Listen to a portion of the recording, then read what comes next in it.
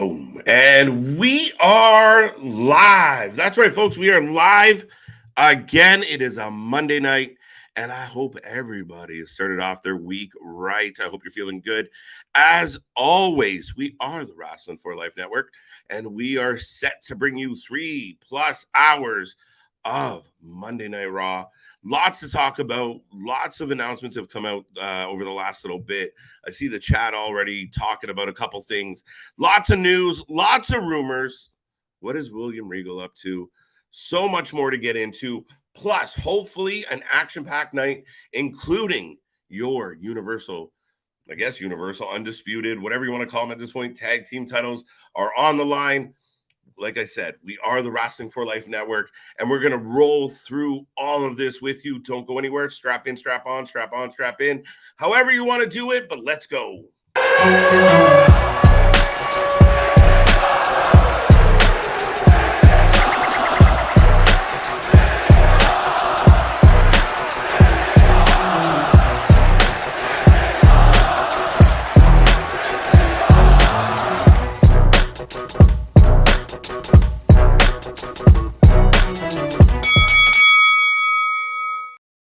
Ding, ding, ding. We are live. I got the entrance or the intro for Monday Night Raw kicking off. So, folks, we are live. We are back at it again. Like I said, I hope everyone out there has had a wonderful, wonderful Monday.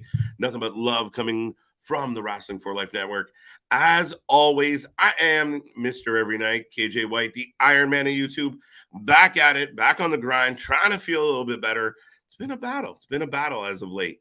But we are ready to roll. We got lots to talk about, lots to get into. I can't wait. Folks, by all means, welcome to the channel. Give me a thumbs up or a thumbs down on how you're feeling tonight. Are you ready to go? Are you looking forward to the festivities that WWE is going to bring your way? Again, another one of those shows where not everything was really announced up front, really light-loaded announcements as far as what we were going to get. Now, over the last little bit, some things come out. We're going to see KO. We're going to see Rhea Ripley in action. We're going to, again, get that title match, which we knew of already. Elias and Matt Riddle going for the belts. Now, this match, I assume, doesn't have a finish to it, but we will talk about that as we go along. So, real quick, as the show is starting, and I'm trying to bring it back up, I will click on Damian. Breaking news, Colby Corino, Steve Corino's son, signing with WWE contract expired with NWA, and it's going to start in NXT in January. Yes, Damian. Story recently broke, just going around that as of December 5th, the tapings will be done. His obligations to NWA will be over, and there is talk that he will be joining WWE, of course, his dad, Steve Corino, as you mentioned there, already in the WWE as a trainer. He's been there for quite a while. Colby is outstanding. Junior heavyweight champion in NWA. Some great matches against the likes of Homicide, Low Key. The bloodline has rolled on up. We feeling oozy on a Monday night, folks. And yeah, let me know. How's everyone doing out there? We got a thumbs up. Super Bliss, welcome. Brock Lesnar. I don't know about Brock. JBL is going to be on Raw tonight. Oh, Riddle. Oh, this is earlier today. The Uzi family is here. And, all right, Jay Uso yelling already. What else do we got? Charlotte Flair was training with Zoe Starks and Alba Fire last Friday. I like hearing it. What's up? James, how you doing tonight? Oh, we found Elias, and it's not going well for Buddy. The Usos are laying waste. So I have a feeling we're Riddle gonna need a partner. Riddle gonna need a friend tonight. Maybe. But Elias has been taken out by the bloodline. And Sammy is something else. So what do you guys think about Colby Carino coming over? I think great fit for NXT. Absolutely. Becky Lynch and Alexa Bliss versus Nikki Cross going to be good. Yes, so now we got two triple threat matches. The winners are going to fight each other for Belair's next competitor, next number one contender, next challenge. We will see how that plays out. It's kind of announced last minute, as I said. My money is on Rhea Ripley. I really think it's Ripley's time. I think there's not many as over as Rhea Ripley right now, and giving her the gold would be wonderful. All right, now to give everyone the update, we do have the Bloodline in the ring talking about their match tonight. Bloodline in the ring talking about their match. That's enough out of you, Echo. Cancel.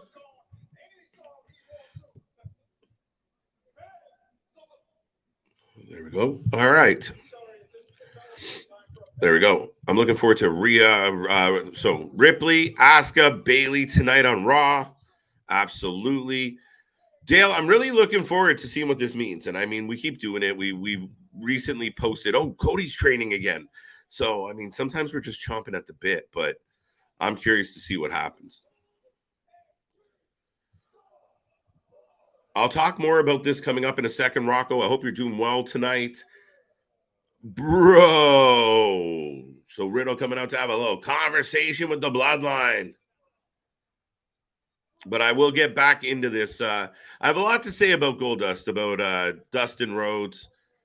I'm a big fan, so I'll get back to that.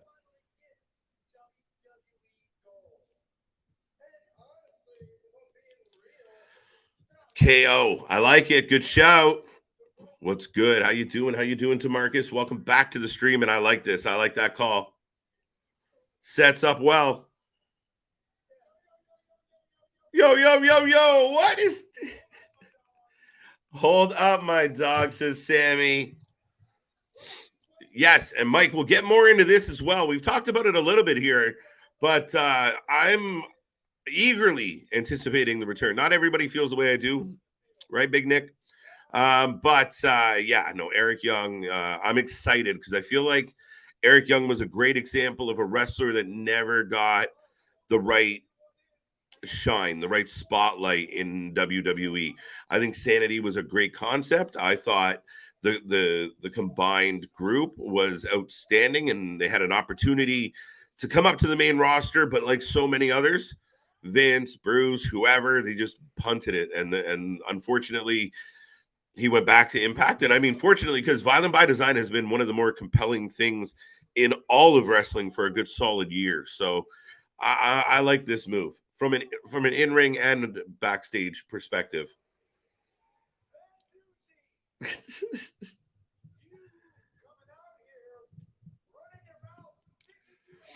Now Sammy's got a That's Uzi gimmick.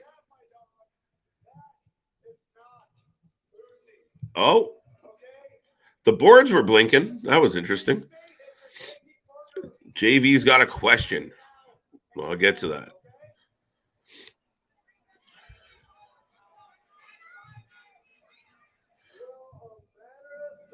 Oh. So Riddle did find a tag team partner. Riddle confirms match will go ahead as planned.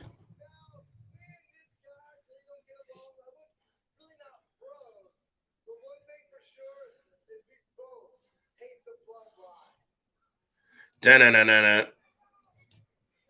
See if DeMarcus is right.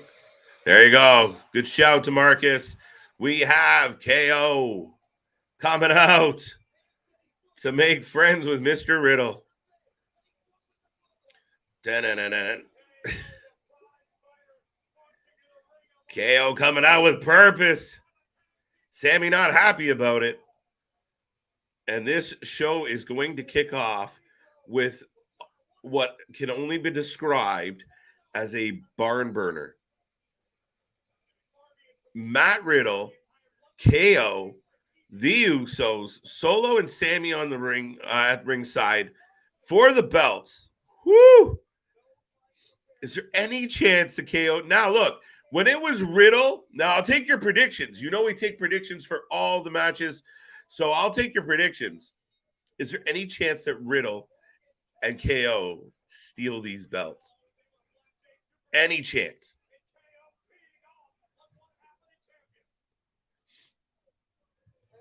Eric Young got that one. Question for you, KJ. I know my question are stinkers. Not all of them, JV. Don't be so hard on yourself. I put a lot of heart into this one. All right. If you were to book Austin Theory in a faction to mirror that of DX or Evolution, who would you put in his faction? Ooh, that's a heater. I might have to come back to that one as we get into a commercial, JV. But that's a solid question. I mean, I don't really see him in like a DX style. I mean, he tried to be kind of that. Yeah, it doesn't work. I think he plays so much better as a heel, either as a schmarmy heel with a bad attitude or a heel with a chip on his shoulder, kind of what we're getting now. So, yeah, realistically, dude, I'd put him in something like Evolution. Who would you put him in there with? I mean, how deep do you want to shoot on this whole faction? Let me come back to that. That's good. I am in a commercial break, by the way, guys, and we got the match kicking off. Let me know who you got for the win. Usos retain. No way in hell. Listen, I'm just hopeful. KO's original partner. Now that's Usi. Victor, how you doing, buddy? And yes, very Usi with that decision. As we know, I'm never going to complain when we get KO in the ring. And I think this has a good chance to be a really, really good match tonight. Here is my group. JV, I'm all ears. Could you slide him in somewhere with like an Austin Theory, a Seth, maybe slip a Dolph in there? We get, a couple generations. If played right, they'd all have to be heels. Usos got Usos by DQ. I feel like it's going to be the Usos ultimately. Usos, Sammy will have something to do with it. Maybe he grabs KO's foot, distracts him. But could you imagine? I mean, they already broke the record. Let's go. I'll bite. KO steals one. I like it, Mike. I like it. Rhea, Dom, Braun, Breaker, Theory, and EY. Okay. Not bad show. Not bad. I mean, you kind of have a good component of Judgment Day in there. I don't know if I would include Rhea and Dom, but I mean, Dom's kind of, again, that younger little pricky talent. So not too far off. I like even the idea of Theory working with Gable, Otis, which I know a lot of people are rolling their eyes right now, but I think Gable's come a long, long way. I know people make the Kurt Angle comparable. I get the comparable, just not as far as achievement and overall talent. Never fear, Larry's here. Welcome back, Larry. How you doing? Folks, I will remind everybody, we do this all week long. We are the alternative commentary to all the wrestling. We will be back tomorrow. We have NXT. We got 2 more triple threat matches. Just like tonight, we will get 2 triple threats to pick out the wild card for the Iron Survivor Challenge match.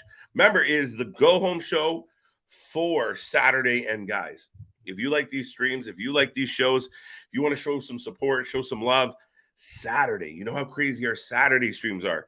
This Saturday, we are here at 3:30 p.m. Eastern.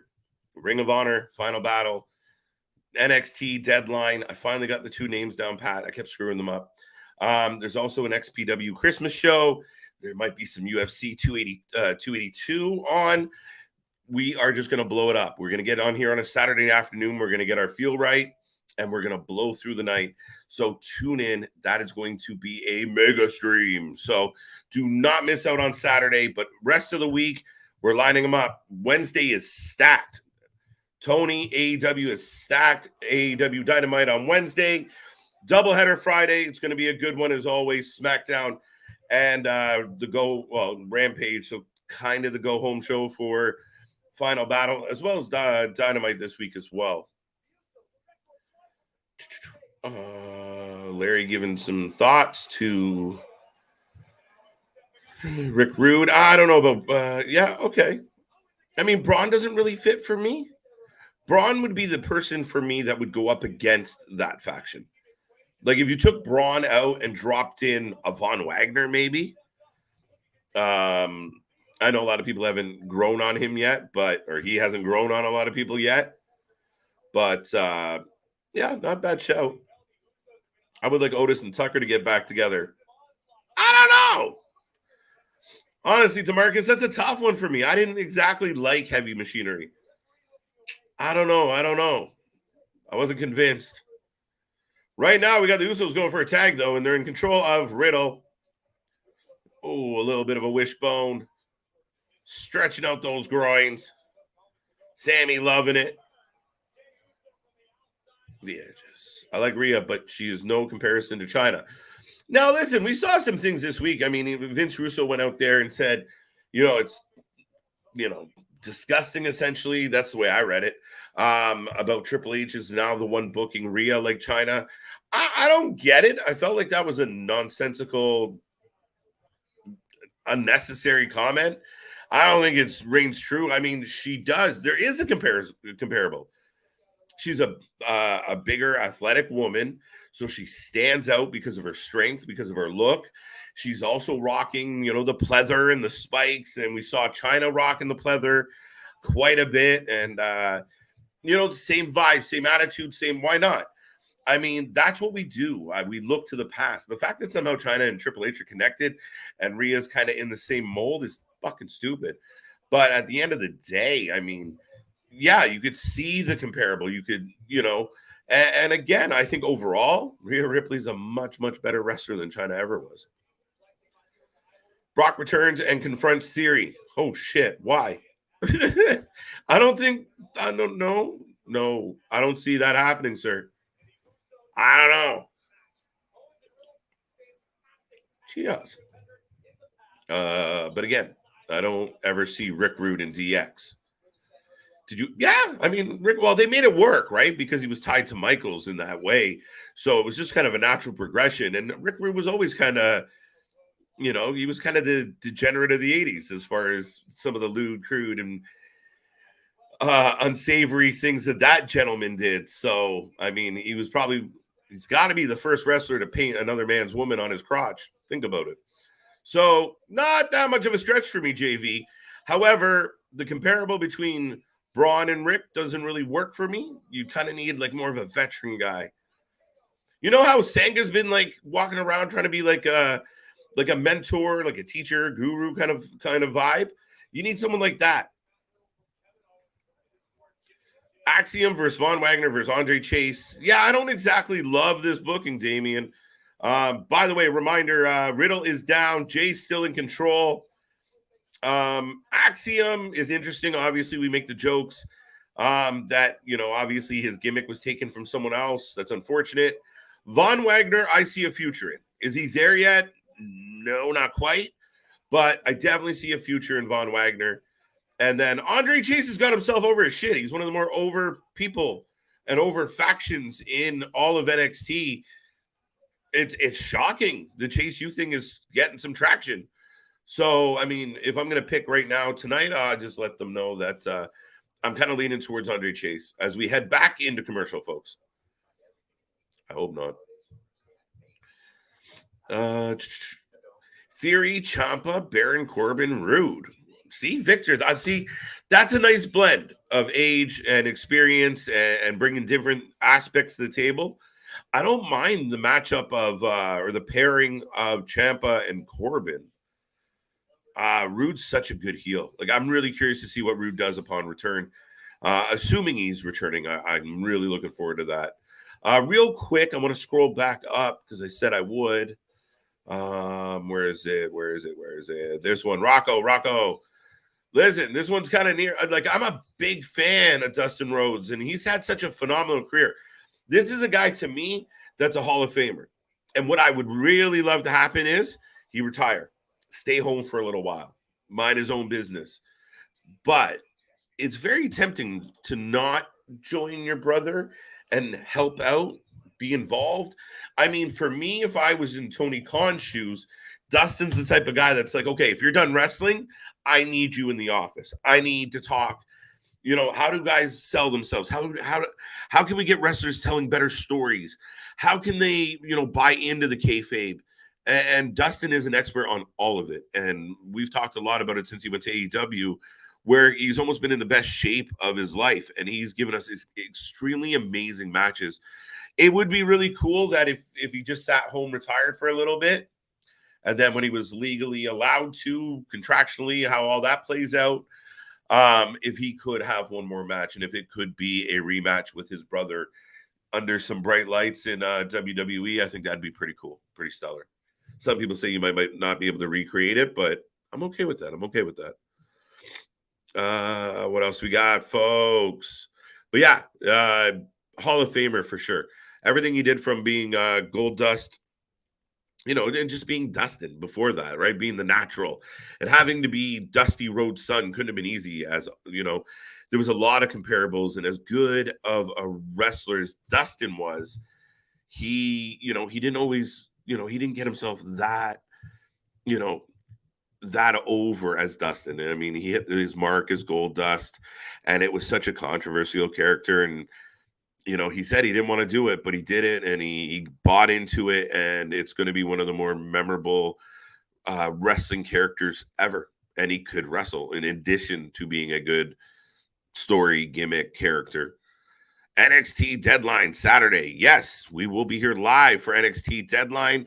We will be here live for Ring of Honor. We'll be here live till the sun comes up. It's going to be a late one on Saturday. It starts early in the afternoon. Get your snacks. Get your Skip or your DoorDash or whatever the fuck you do. Get it going. We're going to be here for a marathon on Saturday, folks. So do not go anywhere. We're looking forward to it. Lots of wrestling to talk about. The Ring of Honor card is shaping up nicely. We'll find out what this Iron Survivor match turns into. Will it be a shitty, gimmicky match like 2 count for Owens? Will it be a shitty, gimmicky match like something we've seen in Impact? Or will they find a way to make it cool and exciting and have pace to it? But yes, Dale will be here for all of it. And as far as I know, there is a very good chance we are going to stay for XPW and their Christmas show, as well as we will probably be watching in at towards some UFC 282, because that's what we do here. We're nuts. We're psychotic. We just get live and don't go home. So I know myself will be here. Big Nick will be here. Who knows who else is going to drop by?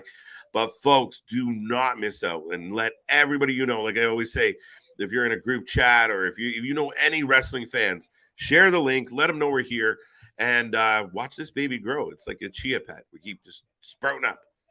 For younger kids, you might have to Google what a chia pet is. Riddle with the hot tag, by the way. Kick on Jay. It looked real kind of goofy and sloppy, but Jay with the uppercut. Wow. Both men to the floor on the apron. Oh, no. Riddle stays in. Brock will destroy Theory. I agree. So that's not happening. Oh, KO face to face with Solo. Take my money on that bad boy. Oh, Riddle up over. Super kick on KO. Sammy just cheering everybody on. Riddle said, I think we got a tag to Jimmy blind. Oh, forearm by Riddle. Eats another super kick. 1D. 1D. And still,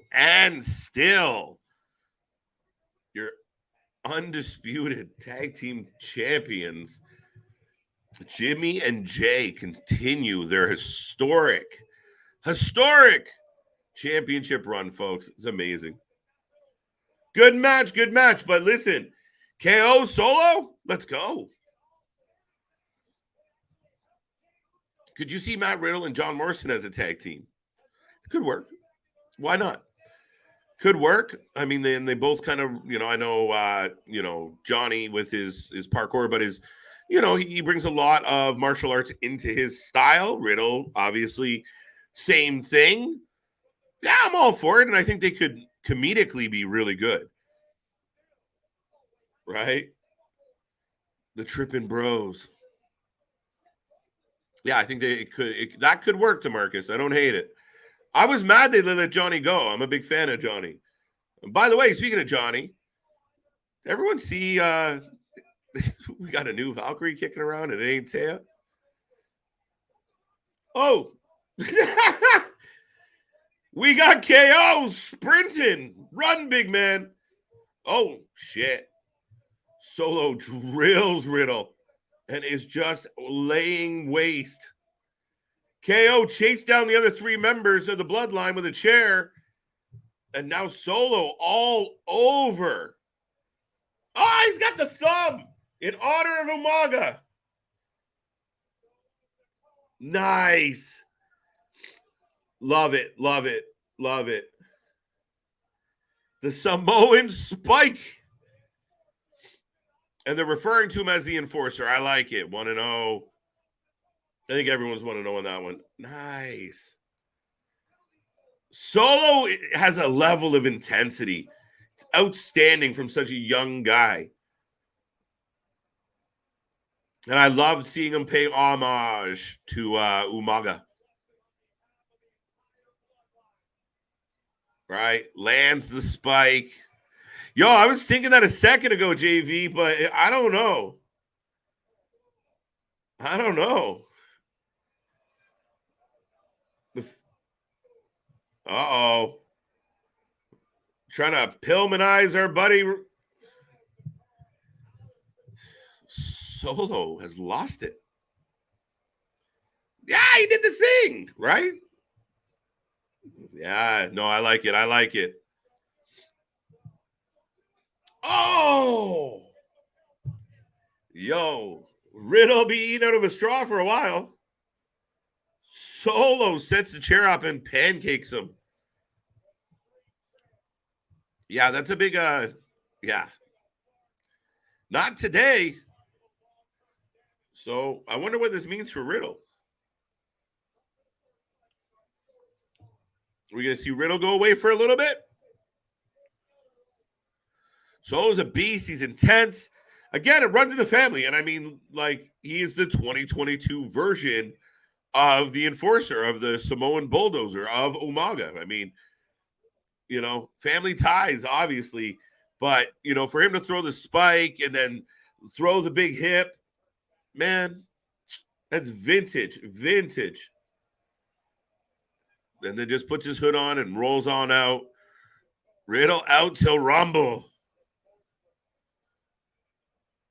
Oh, we're getting a neck brace. Very absolute. I don't disagree with that at all, Don't disagree with that at all, Rocco. I think Solo's got a bright future. I think he's got a lot of titles. And very much like Umaga, I see him very much being in that role. But I love how they book him. I love the fact that even when everyone else is kind of yelling and screaming and high-fiving or laughing, he's just stoic. He stands there. He stands his ground. He's the bodyguard. He's the enforcer. He's no bullshit, no nonsense, no waste time. And he's intense. But yeah, goodbye, Riddle. Riddle getting the William Regal treatment. Speaking of William Regal, we'll get into that in a moment. But folks, we are in another commercial break, so I will take a second. If you are new here, don't forget, like, subscribe, join the family. We are the channel for fans by fans, and as I say, we are the alternative commentary to all the wrestling out there. We are rolling along. We're about 30 minutes into the first hour of Raw tonight. We will be back all week long. NXT, AEW, SmackDown, Rampage, and then on Saturday, we're just going to blow it out and go crazy. So might be one of our big last hurrahs of 2022. So strap in, strap on. Join us Saturday as well. Solo just puts hood back on and strolls away. That's exactly what I said, Larry. It's perfect. They're playing it perfect. And for Solo to come into a group of this group with a bunch of guys that have their shit together, know exactly who they are, how they deliver themselves, how they position themselves, it's perfect. I mean, to have those guys in the bloodline looking over your shoulder saying, okay, after you lay them out, make sure you pull your hood back up and walk out. Whether he thought of it or not, I mean, it's that type of little things, those little expertise, those little bits of advice that it's outstanding. And like I said, it's in his blood. He's going to be a solid superstar. Mark, love that comment. What did Mark say? Solo versus Lashley in a steel cage would be solid. Pay homage. Yeah, not bad. Not bad. I'm all for it. I think Solo Lashley would be great. And then for that reason, even better. I'm dying to see the Bloodline versus the Hurt Business. I just want to see the Hurt Business come back and be badass and figure it out from there. I want them to do something. That was another, it just died too soon. Too soon. 2022, the year of the heels, will continue in 2023. Was it the year? Yeah, I guess it was the year of the heels. Interesting thought. Will it continue into 2023? No, I think we need some balance. I think we'll see some real big baby face wins. We have a lot of opportunities here, guys, with the likes of like a Cody Rhodes returning to finally win that belt. Big baby face story. You see the likes of what they're doing with Sammy, big baby face opportunity there. Even in AEW, I mean, we got MJF. They're probably going to run with that for a while, but we have a chance for a couple big baby faces to step up and make a name for themselves trying to go after that belt. There you go. Dale agrees with me. Good choice, Dale.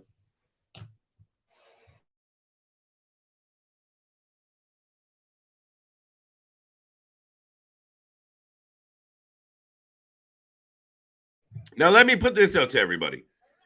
Why do we keep getting the moth when it and the blinky lights with Alexa? What's up with this?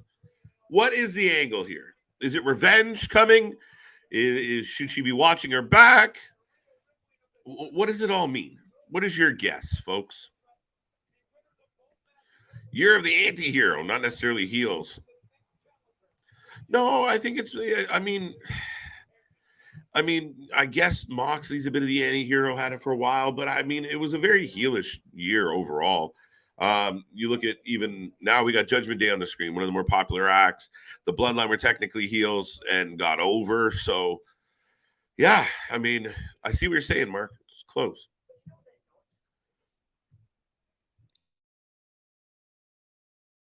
Oh, we do need balance. It's true. When do you see Eric Gilbert? I think right now, see, we got a lot of time before Rumble.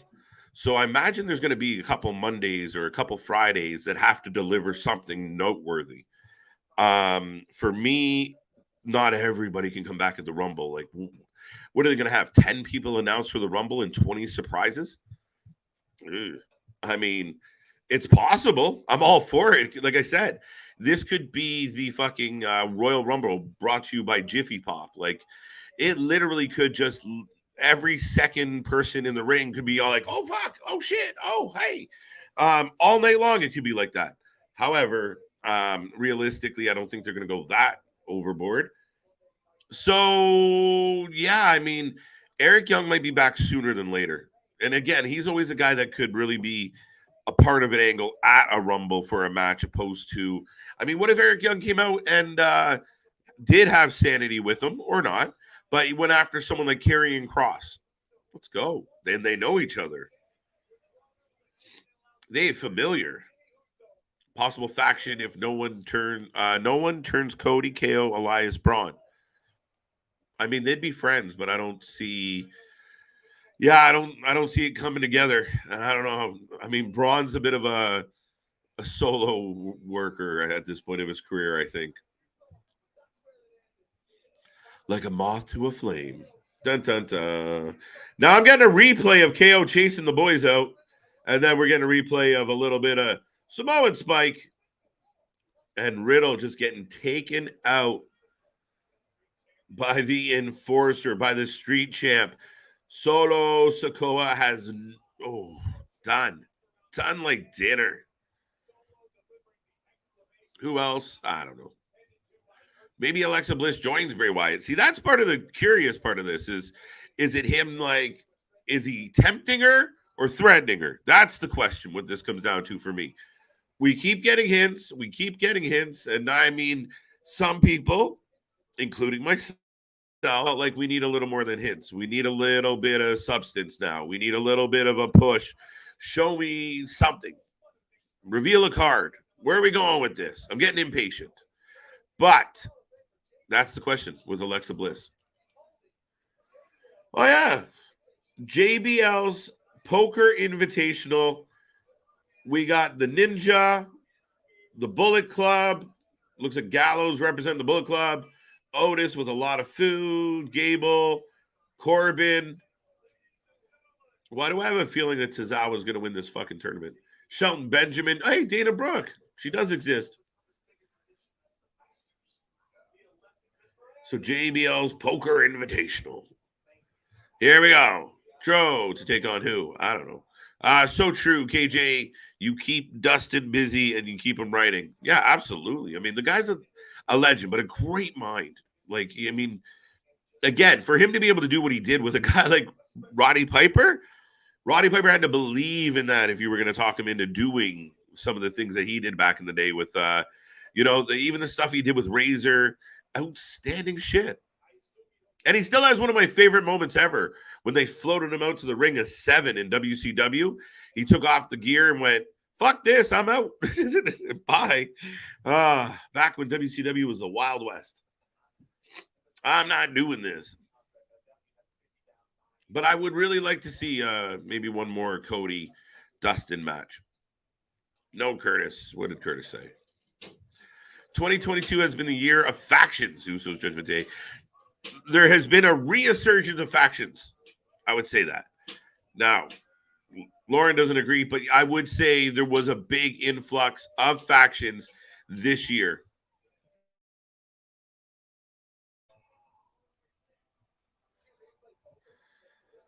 We need a feud between Johnny and Dominic.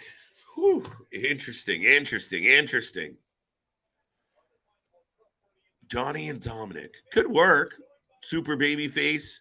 Dom keeps being the miserable little prick that he is. I like it. Might work a little. We need something better for Gargano. This whole thing being like the locker room snitch and kind of being a side story to the Miz Dexter story, which has kind of lost its plot. For me, yeah, I think Johnny needs something a little bit better. Part of me wonders if they're just dragging their feet with Johnny until they can get Ciampa in a ring with him. But right now, I got Bayley coming to the ring. It's Bayley. And right now, WWE wants you to know that they are trending number 1 in the United States. Dexter Lumis versus Baron Corbin. Look, Sam Shaw can wrestle. I know. In WWE, we see a lot of the popping up and the blank stares and the drawings. But Shaw can wrestle. The man behind Dexter Lumis can fucking wrestle. He is big. He's imposing. Phenomenal fucking shape. This guy could be a legitimate, terrifying heel or a kind of, oh, there comes Becky coming out of the crowd.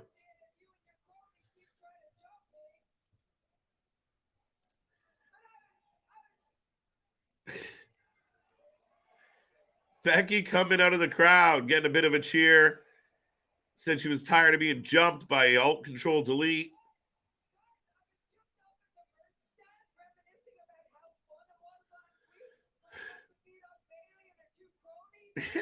Everybody beats up Bayley. That's the new thing. It's not beat up John Cena. It's beat up Bayley. I got Asuka and Bliss and Bex. That's what I got as well. So we're going to get Becky and Asuka and Bliss and we need a winner. So if you guys would like to make a winner or predict a winner, I'm all ears. It's been 3 years since they faced each other. Ripley for the win.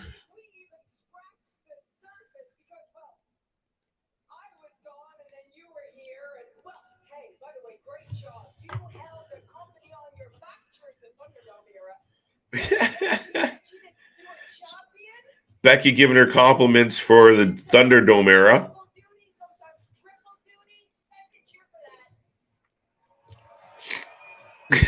Becky says the crowd can cheer.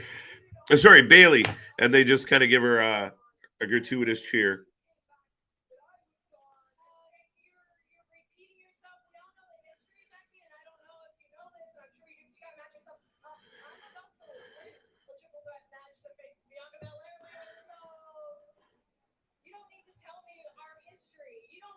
Oh, wait.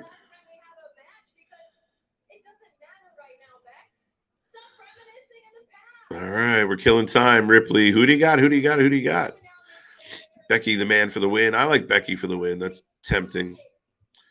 Roman is the current big thing. It's really true. I love heel Bailey. Me too. And I prefer babyface Bex. I really do. Thank you, Garrett. Appreciate it. Appreciate it. We love doing these streams. So right now, Becky and Bailey are just kind of going back and forth. Crowd pretty quiet about it all. Not a lot, not a big vibe in the ring, in the arena right now. Oh, no, a little more now. Becky the man for the win. I think I got that one. Cody Riddle, KO Gable turns face. No. That's scrambled eggs, bro.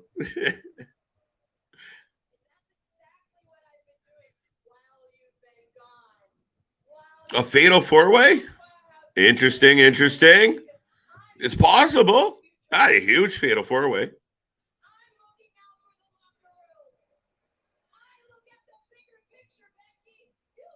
So we're really building the Bailey-Becky rivalry, which is good in the sense that they're going to give us really solid matches. There you go.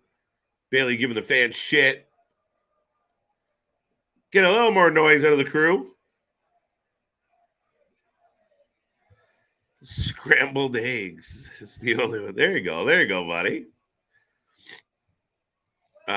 Is there any way that Mustafa Ali wins the United States champion versus Theory? No, not yet. I think Ali is a perfect guy for Theory to stomp. Sorry. But I mean, not right now. I think you'll line up people like Mustafa Ali to give Theory solid wins, but I don't know what the fuck they're going to do with Ali, and Ali's never gotten over with me, so I'm not exactly heartbroken at the concept that he's not getting that kind of push. I'd much rather watch Bobby Lashley flick him around. Howdy, y'all. What's up, boss? How you been? All right, Becky walking out. And here comes Rhea, which, I mean, I think based on the chat and based on what I'm thinking, and no one here to argue with me, this is my pick for this particular match. Ripley for the win. They're trending number 2. Those liars, Scott. If you're not first, you're last. Just saying. I like that show. That's a good fucking argument, Larry.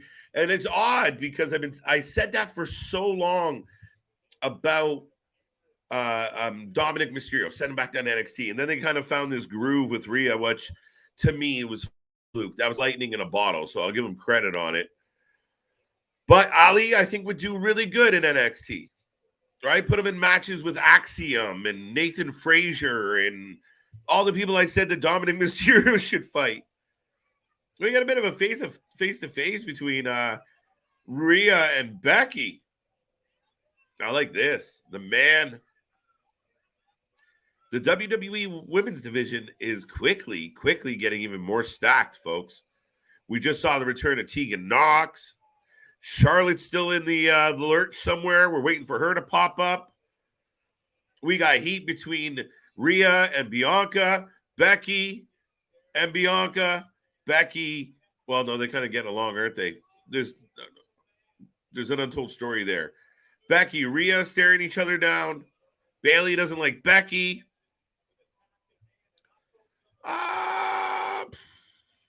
Maybe. I don't instantly dismiss that. Not bad, Larry. Not bad. Fuck. I don't know. I mean, WWE is going to India in 2023. There's a good chance we'll see Jinder and Shanky get involved. How am I supposed to answer this question, Boss Monster?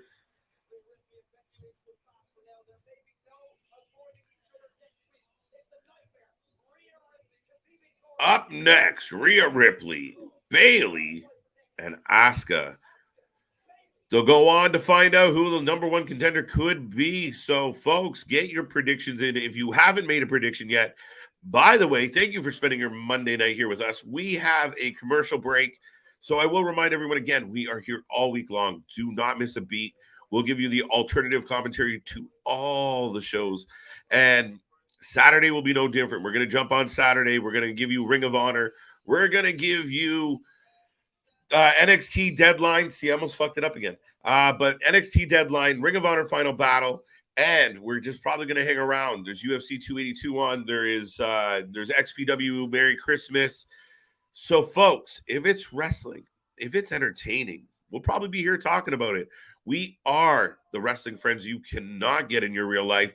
So make sure you tell everybody you know, share the news. Don't forget, you can also check us out on Discord.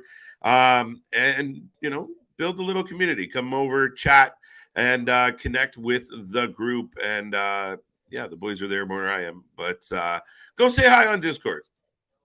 The link is below, so don't miss out on that as well. And we got more exciting news coming your way very soon. Boom, back at it. All right, who else we got? KJ, tag to NXT. Yeah, I'm down with that. That works for me. Got that one. Enter me. Dro, you know how I feel about those comments. Very demanding, sir. I don't know. We'll get back to it, but you know how I feel, sir. Just have both in NXT. It's possible. It works. I mean, Dom has found a groove. It's almost impossible to send him down NXT now because he's actually getting over, and he's one of your more over heels because of Rhea. And because I give him credit. You can't give all the credit to Rhea, but man, it was bleak for a while. Him spending as much time with his dad, coming out to his dad's music, it just fucking hurt him for so long because it was stale. And then they were going to turn. Finally, they turn it with purpose. And it turns into this where, it went from Rhea Ripley smacking the shit out of this kid to him, now she's mommy. And here we go. I don't want to see another Becky versus Bailey match again. I do. Why not? It's been 3 years. It's been 3 years, Damien. Becky's high for what? What? Come on now, JV. Dro, your last comment confuses me. Yeah, makes sense. What the fuck was that? Boss Monster, I saw what you did there, V. Oh, what did he do? I'm not reading that. I'm guessing we get Charlotte and Bianca at Mania. Charlotte wins the Rumble. That's a tough one, Smile Mark, because do we let Charlotte Flair win another Rumble? Whew. Oh, it's a tough shout. Does Charlotte get to Bianca before Mania? Is it a possibility of something like a fatal 4-way for the title? Lots of possibilities. It's so hard to say, Smile Mark, just because so much is in flux. We don't even know how these shows are going to settle. We don't know who else is going to be in the mix, how they're going to get pushed. Just building. It's crazy. Rhea Ripley for the win. There you go. He's coming back when Robert Roode comes back. Possibly. I'm looking forward to Rob coming back. I mean, obviously, He had some surgery and he's recovering. So sooner than later, it'd be nice to see. I just want that glorious entrance to return. Get that back, get it going again. Perfect. We're happy. Life's good. And here comes the Empress of Tomorrow. Former 3-time women's champion, hometown, Osaka, Japan. Any other Guerreros? Los Guerreros. No, any other Guerreros? In what sense, Larry? We just tack them in there? A lot of these matches are uninspired. Like tonight's booking, boss? I mean, we got some all right stuff in there. I mean, the tag match was good, though.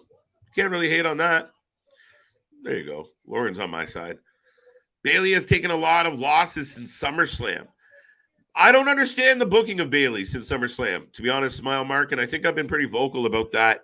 They've all but buried Alt Control Delete. I really don't know what the thought is, but she just goes under, goes under, goes under. Bianca beats her up multiple times with her and assistants. You know, you have Io and Dakota, and you still can't get the job done. It's really intriguing that, you know, that was one of Triple H's first moves of like, I'm here. It's not Vince, it's me. Here, you got damage control. And it just went under and under and under and under to the point where I don't know. I don't like it. So everyone here predicting that Rhea's going to get this win, Bayley needs a win. And based on that little confrontation, it's interesting that she might actually have a chance to steal this one.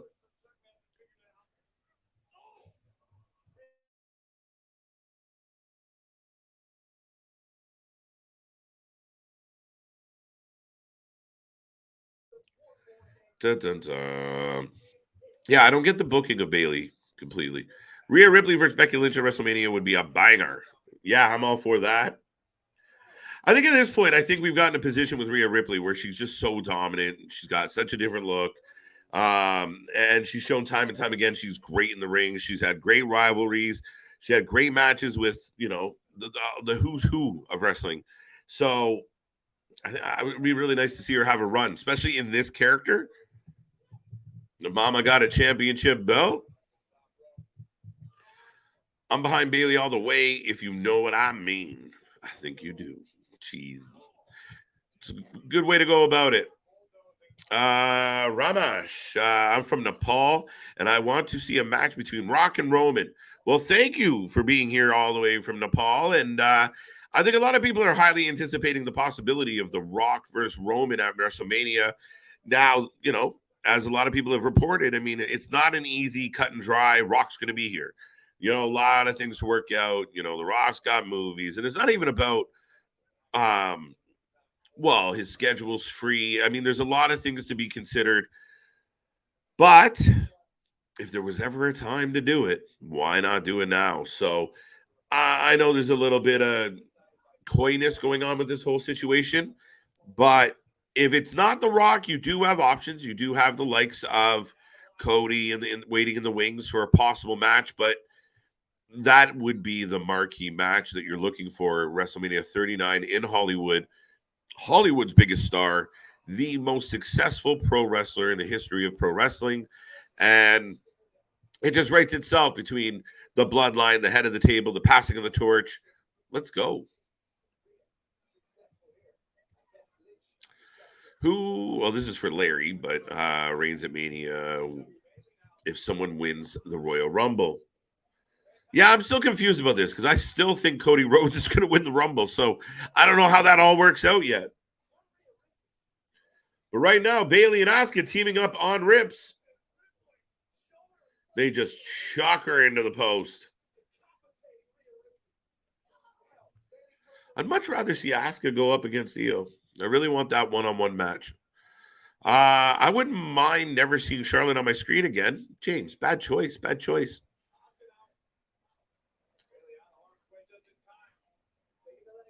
Why would you not want to see the queen of women's wrestling? Why would you not want to see an athlete of that caliber? Why would you not want to see the best woman in the entire division and one of the best heels in all of wrestling, period? That's my question. I don't know. It's hard to argue. She is who she is. Bianca Belair has no one else to beat except Flair, maybe Ripley, but Ripley isn't quite Mania main event level yet. Ooh, Mark, I think a lot of people would disagree that Ripley is chomping at the bit for that one, and she's knocking on that door. Very, very close. She's one of the most over athletes you have in your company right now, male or female. So I wouldn't count her completely out of that possibility. However, lining something up that does involve a Flair. I mean, keep in mind, Ronda's a name, so they're going to want her involved in Mania in some way, shape, or form because, again, it's a name, it's name value, and that matters sometimes in this business, a lot of times in this business. So it's really interesting how it's all going to come play out with the women's division. And as we said, it continually is stacking up. Past that one, I say Flair versus Mandy at Mania. Otherwise, Flair's come back. I can't heard a bit of Rhea's push. I think I made sense of that. Flair, Mandy'd have to come up. I don't know how soon Mandy's coming up. As we've talked about before, JV, she is the face. She's the poster girl. She is the commercial for NXT. So it's hard to instinctually just make that move. Who takes her place? Will it be Alliance? Is Lions ready to take that reign? As it looks right now, WWE is very happy with Mandy Rhodes at the top of that division. So I don't know. I don't know how soon we get Mandy Rhodes, Flair, or Flair rivalry, or Mandy on the main roster. Some people say sooner than later. I'm not sold on it yet. I'm not. Whew. Take a drink. All right, folks. How is everybody's Monday night going? Are you enjoying the show so far? We are just about at the hour mark. I'm coming back out of a commercial. We're going to roll through into the second hour of Monday Night Raw tonight. Once again, I hope everyone out there is doing well. You're staying safe. You're staying happy. Thank you for joining the Wrestling for Life Network. And big shout out to the rest of the fam as well. New generation of Guerreros. Yeah, but who? Like, how do you want to do it? Chavo gets to manage Dominic and one of his cousins? Maybe. Cross can. Yeah, Cross, not a bad show. I don't see Roman even losing in Mania. I don't know. I think if he goes in against The Rock, he's not losing. Do they find a way to get one of the two titles off him leading into Mania? I don't know. If you're going to remove one of the belts, you have to do it in a way that doesn't make your champion look weak. You want Roman to look as powerful as he does right now. You want him to look dominant and unbeatable. That's why you need somebody like The Rock to come in to even give hope that somebody could take that belt away from him. But even then, realistically, do you see it happening? I don't.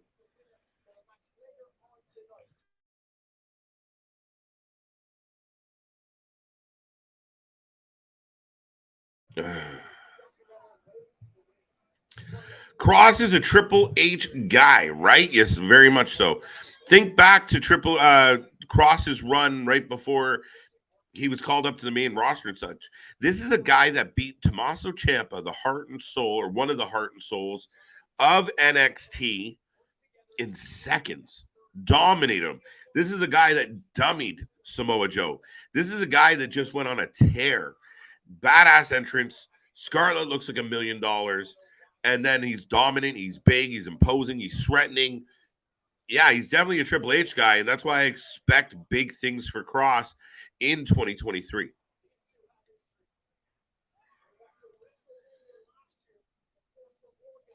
Oh, Rhea Ripley misses Asuka. Big kick to the head.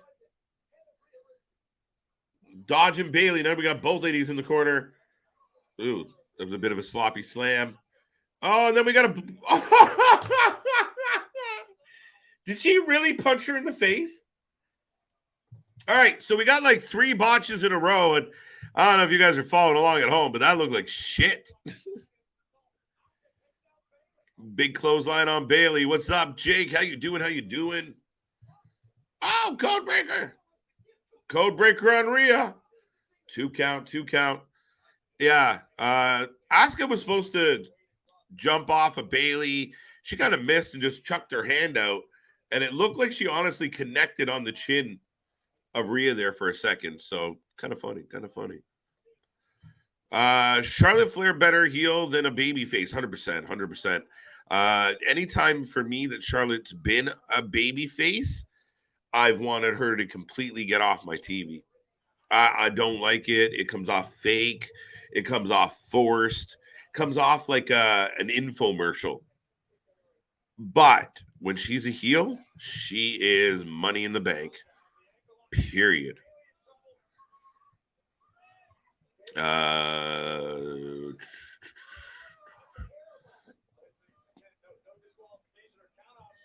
Deal is not done yet. Well, we have no idea, Dale, but that's a valid argument. I mean, again, we don't know. There's a lot of pieces at play.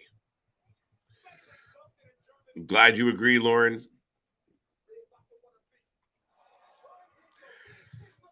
Lot to be figured out. Lot to be figured out. I mean, technically, Rhea Ripley could win the Royal Rumble. You know, Bailey could win the Royal Rumble. Charlotte could win the Royal Rumble. To be honest, Sasha Banks is probably going to win the Royal Rumble, guys. You heard it from here first. When did Asuka learn how to? She is a very talented wrestler. All right, we got to go back up to some of these. One Raw Women's title, a multi-ladder match at Mania. I don't think that's going to happen because there's a good chance we might get Money in the Bank at Mania, but possible. Rhea and Bailey having a little bit of a powwow. Oh, that didn't go so well. Rhea got Bailey by the throat. Strong forearms back and forth. Oh, the ladies are fighting. Thank you, Kevin. Oh, bombs to the body. Forearm by Bailey. Asuka up to the top. Oh, double code breaker from the top. 2 count. She goes after Bailey. 1, 2. Another 2 count. Another 2 count. Crosses a Triple H guy and reigns at Mania Night 1. And see, a lot of people surmise that. I know me and Nick have talked about giving Roman double duty. I don't know how I feel about it, especially if one of them's in a losing effort. He'd have to lose after he won. He'd have to win Night 1 and lose Night 2 if he was going to lose.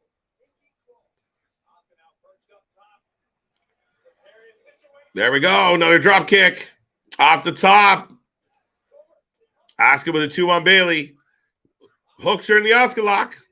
Almost. She can't get a grip on her. Bailey's squirming. I'm not a fan of Flair either. Though I cannot discount her skills and talent, she is a real heel and makes each of her matches matter and opponents look strong. There you go. Rhea Ripley with a 2 count on Asuka now. Ladies taking turns. Pause. But yeah, I mean, I just appreciate what she can do as an athlete. And I think as a heel, as a dominant heel, she will go down as one of the best female wrestlers ever, and one of the best wrestlers this company's had over the last 10 years, 12 years. Like, she's been outstanding. She's been a stalwart, and I know people get mad that, you know, how many like pay-per-view wins in a row did she have? It was something astronomical.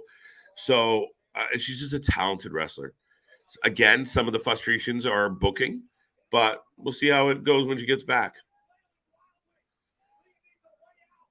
Asuka going for the armbar. Bailey with the elbow. Another cover. 2. Ric Flair has been talking Sasha Banks about when she's coming back to WWE. She's been saying at the Rumble from her mouth. Now, I haven't seen that reported, Damien, but I will take your word for it, and that is my guess. I think if you're at this point in December and you're looking at the calendar, you're like, I can hang on to Rumble. especially because you know how epic those Rumble returns are. Another 2 count. Rhea Ripley breaking this one up on Bayley. Rhea grabbing. Oh, headbutt. Another one. Rhea Ripley laying waste to Bayley. Northern Lights. Dose.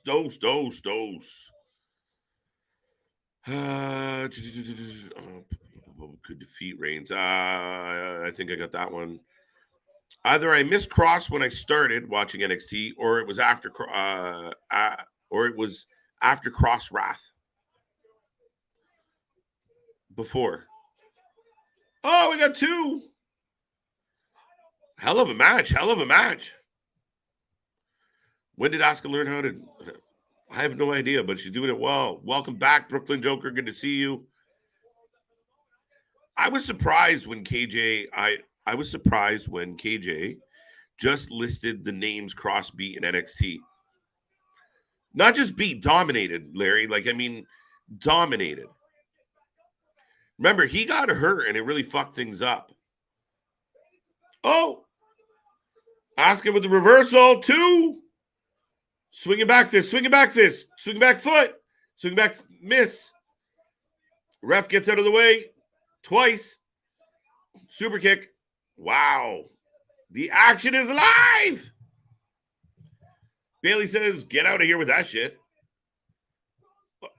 Rose plant. I hate that. I don't like that name.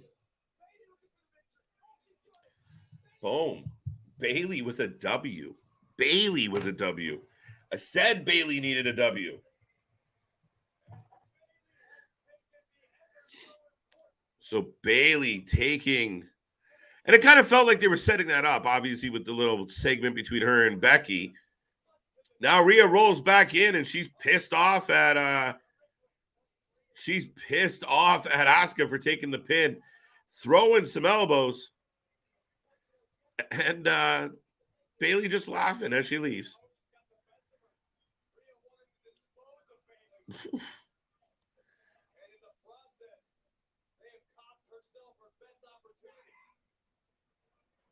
Rhea locking her up. Pump handle. And down. The riptide.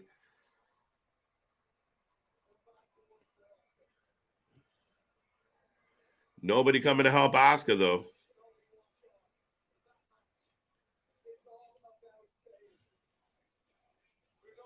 Dun, dun. Oh, a little smack in the face. There you go. So Rhea Ripley not happy about the outcome of this match, and Bayley moves on to take on the winner of the next triple threat, folks. And we got a very blue Seth Rollins who looks like, what happened to your hair, bro? Seth looking like he forgot to rinse his fucking hair.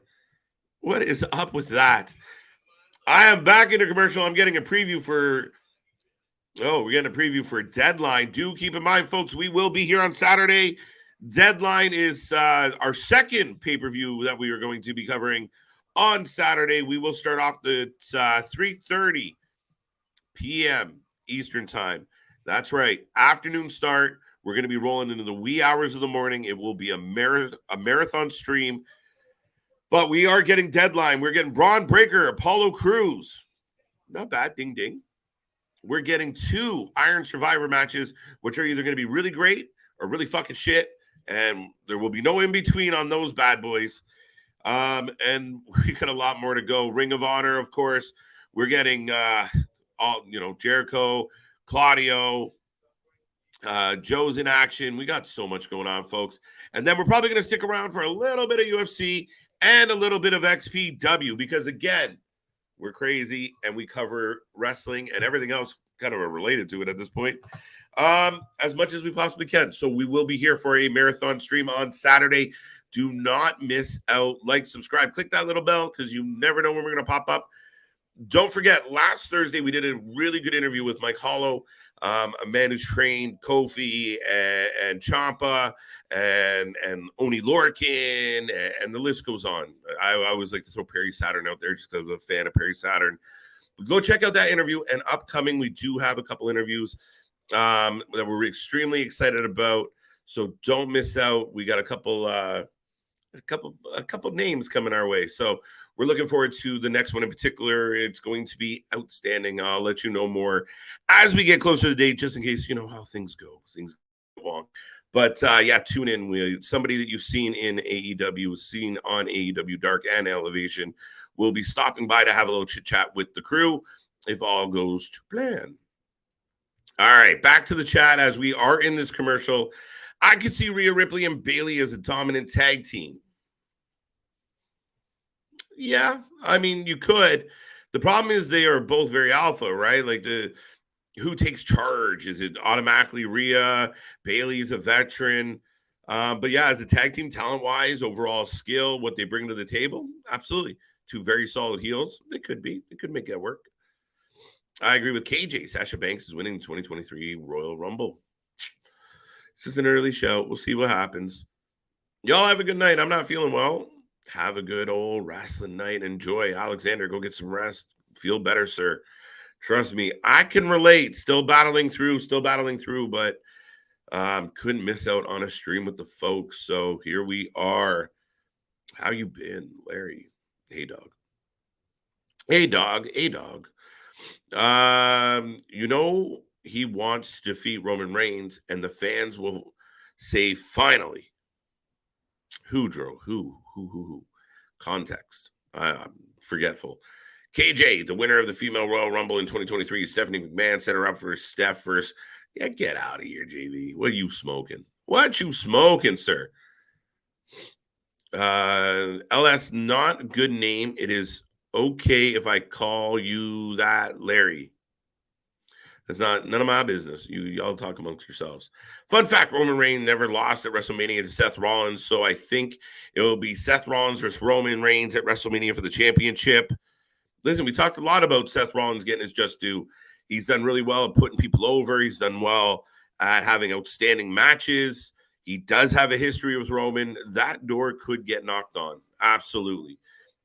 Do I see it happening at Mania? We don't know. There's so much to be answered with Mania. And again, we don't know. But the WWE has returned to Raw, and we are getting a tweet from Drew McIntyre that he did put out today that he is medically disqualified from competing on Friday. So we're going to get Butch and Sheamus versus the Usos instead of Drew and Sheamus versus the Usos. Usos keep him busy. Of losing Roman, but I don't see it. Yeah, I don't see it. Here comes Seth. KJ, Rhea Ripley and Bayley versus Ronda Rousey and Shayna Baszler. Who you got for the win? Anyone but Ronda. Again, it's hard to bet against Rhea Ripley right now. She's hot and in so many different regards. Bayley's a good shout on that one. Personally, I really would love to see Shayna Baszler get to the top of the division and kind of go back to being, the Black Ace, the Ace of Spades that she had been in NXT, where she just kicked the shit out of everybody. I do like what they're doing with Ronda and Shayna now, but I think Shayna's got a good title run in her future. So, yeah, I just don't much care for Ronda, and you all know that. Roman wrestles once every 3 months. You really think he'll do back-to-back nights? Back-to-back nights? Yeah, he will. It'll be epic, right? Again, it's all time and place, supply, demand, reasons for reasons, right? Would he show up to a Friday night SmackDown and something the next night? He's done it. I mean, it happens. But usually he sits out the night before or mails it in. In this case, it's WrestleMania, and you get the main event both nights of WrestleMania. Come on now, stamp that on your Hall of Fame passport. I could see him doing it, but I don't like it, Mark. I'm just saying I could see him doing it. Oh.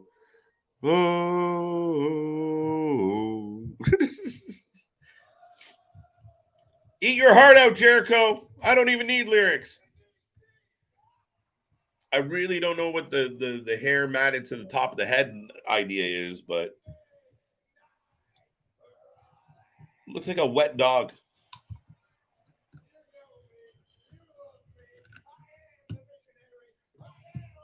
I am the visionary.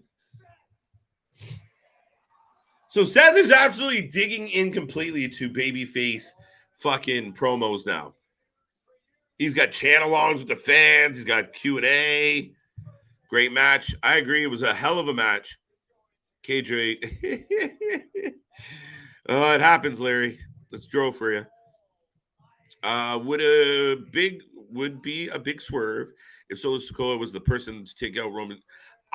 Listen, at this point, I really, really think I'm kind of sold on the idea that my favorite possible loss for Roman would be Sammy. Sammy. Think about it. Bailey won. Yes, she did. Bailey for the win. Yep. Bailey won. Bill Cross, thank you for the Academy. Problem with Money and Bank at Mania is, do you do a men's and women's or just one? They'll do one of each, one each night. Women's on the first night, men's on the second night, or vice versa. I think that's highly possible, Mark. I don't think that's an issue at all. Both nights open with a Money in the Bank ladder match, and you have that dangling over everyone's mind all for the rest of the night. However, the Mighty has interrupted Seth Rollins, and now he is on his way to the ring looking sharp. And again, coming out very babyface and rah-rah. So we'll see. Was this women's triple the second? It was the first one, Larry. Woo, keep the chat going, folks. Keep the chat going. Thank you for being here again. We definitely appreciate it. We definitely appreciate all you out there.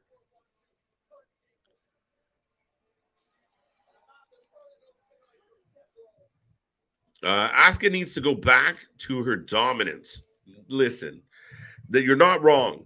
You're not wrong, but I think sometimes, and we saw it, I mean, Goldberg is the ultimate example of that. Sometimes when the bloom comes off the rose, there's not enough of the flower to be saved. And with Asuka, they just have to let her go back to winning, let her go back to being, maybe even make her a heel where she just comes out and chokes people out. She, I think sometimes her overall approach, the yelling, the over-the-top anime screaming, doesn't do her any justice. So if she just kind of, sticks to the punchline and is a badass who wins, it's not a bad look.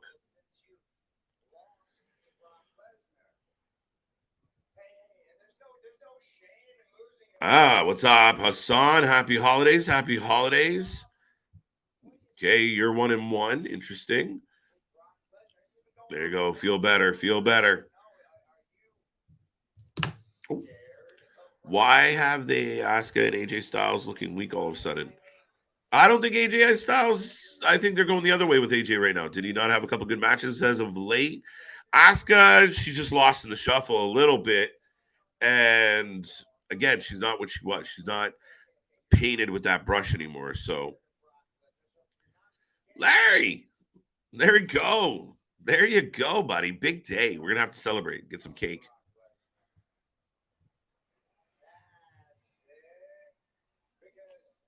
There you go. Cross is a Triple H guy, and he could defeat Reigns. He could. The problem with that theory, Dro, is that, oh shit. Bobby grabbing Seth by the throat or the jacket or whatever. The collar. Bob. What about Bob? Cross. Yeah. If you're going into this huge match between Roman and The Rock, can he lose night one to someone else? Does that not defeat the purpose? Does that not take a little bit of the oh fuck out of the whole situation? Is that not a little bit of a problem? I don't know. If you do it the other way around, Roman beats Rock night one, and then because he's beaten up and tired and worn out, that he manages to take a W or an L on the second night, that's more plausible to me, Dro. Richard, welcome, welcome, welcome. We could see Nikki Cross as the next contender. Listen, I'm totally up for it, especially, listen, I keep hoping that they're bringing back Sanity and she will be a part of it. Let's reunite the crew and let's run amok. You know, go back to that entrance with the spotlight and the helicopter, and I'm all for it. So, yeah, making Nikki Cross a contender. Remember, Nikki Cross was a badass doing ladder matches and just chaotic, and she'd mangle women up. She didn't give a shit. Jumping off things. She is fearless. She is a good old Scott. So yeah, I'm a big fan of what Nikki could do. I hate that she was a superhero or almost a superhero for a while. By the way, Seth and Bobby going at it. And we got everyone trying to break them up. Well, we got 4 or 5 people dancing around them really foolishly. Whew. Jay, welcome, welcome, welcome. Thank you for being here. I mean, my issue isn't the feminine part. My issue is the ugly part, to be honest, Jay. Ranking the triple threat women match 1 to 10. 7. 6.5. 7. It was good. Solid. Oh! Adam Pearce yelled at Bobby as Bobby just popped. And Seth has lost his fucking hair. You frizzy fucking mess this guy is. I guess Bobby Lashley and Seth Rollins are both baby faces. Yes, by definition and by approach and by packaging right now, that's kind of how they're coming out, is very much both in a baby face vein. I mean, but people are just seemingly happy to see them wrestle, so they're kind of cheering for both. I have a feeling this is going to push Lashley into more of a heel role. I really do. Oh, now we got Austin Theory. And Byron, who I actually miss on commentary now that we got Kevin Patrick giving me a fucking aneurysm.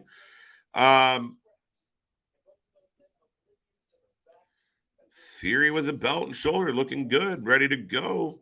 Lashley got fined. Could get fined. We'll see, we'll see, we'll see. I mean, we do know it was an accident, but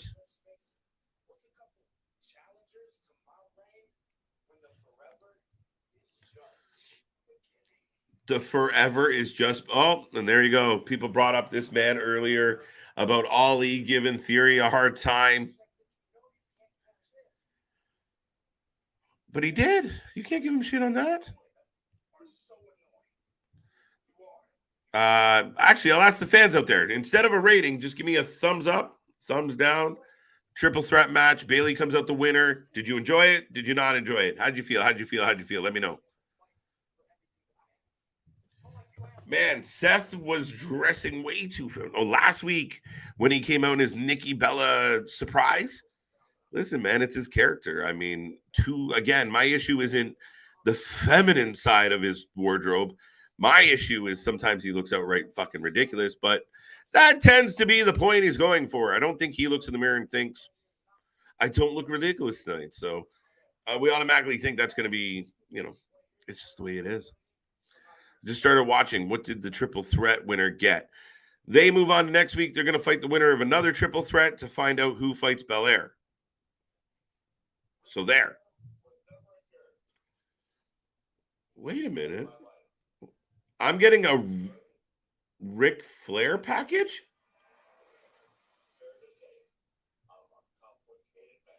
Oh, okay. It's a WWE Network documentary, a Peacock original.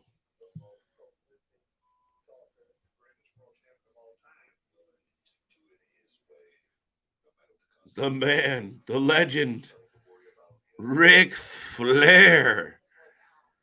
Oh, you give it a 7, Damien? Not bad, not bad. See, I was kind of in that park. Lashley could get fined, maybe. Did you see that they have been piping in booze for Theory? Sometimes they overpipe, and we'll see how that goes. But I mean, I think Theory's getting a decent amount of heat on his own. I feel like, I mean, it becomes very obvious when you got too much of that boo piping in, or even the cheer. But we got a thumbs up on the ladies' match. Maybe they should have not been in the ring, and they would have. They wouldn't have got speared. Yeah, you kind of got in the way. I'm kind of your fault on that one, Jay. Got to keep your head on a swivel. Thumbs up from Damien. Austin Theory is the same character. What's the difference between who he was and who he is? Oh, I think it's they clicked the switch on that boy. Come on now. Theory was that smiley smartass heel for so long. Now he walks in, he's not smiling. He's got a chip on his shoulder. He's cocky. He's confident. It's a different approach. And they gave him some facial hair. It's always important. But yeah, no, realistically, they made him serious. He stopped fucking around. It wasn't about, it was all about the selfies and being kind of funny and smart-assed. Now he ain't being smartass. Now he's not telling jokes. Now he's got a belt on his shoulders. And now he's, he gets asked about Seth and Bobby. And they're just picking up my scraps. Now he'll have to walk through Ali. I don't see Ali taking that belt away from him. And I said that earlier. If Rhea lost, Mia Yim will appear. I don't know. Well, no, that didn't happen. So Rhea lost. Mia has not appeared. So we'll wait and see where that goes. WWE just announced a couple of minutes ago Bobby Lashley versus Seth Rollins next week in a #1 contenders match for the United States Championship. Ding. There you go, Damien. So we set that up nicely. We'll get Seth and Bobby. Should be a hell of a match. My fear is they find a way back into a triple threat, and you're like, shit. No, this is gonna be good. I'll take it. Undertaker, what's up, big guy? How you doing? Thank you for being here. Thank you for joining us tonight. But yeah, we continue to roll along, folks, and don't forget, like, subscribe. We are the alternative commentary to all the wrestling. We will be back tomorrow for NXT. We will be back Wednesday for a Stacked Dynamite, doubleheader Friday, our weekly podcast on Thursday, and we come on Saturday. We have a marathon stream, 4 shows, including a little bit of UFC. We're going to give you the alternative commentary to all of it. Ring of Honor, NXT, XPW, UFC. We're going to give you our opinion, our call, our live reaction, and all of the above. So like, subscribe, join, and do not miss out on any of it. Hi, bro. What's up? I have a feeling it's going to be a count out or a way to make it a triple threat. Yeah, I got that feeling too, Jay, but I feel like we've been down that road. So I don't know. You can't have Bobby go over Seth by cheating because you're got a heel waiting in the wings. I don't know. But we're back to the JBL Poker Invitational. Otis hasn't eaten a single fucking thing on his plate. That's bullshit. Dexter, the strong silent type in the game. I missed that earlier.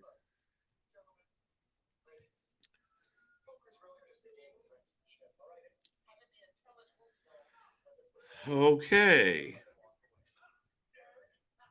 Hey, I'm from Canada. Welcome.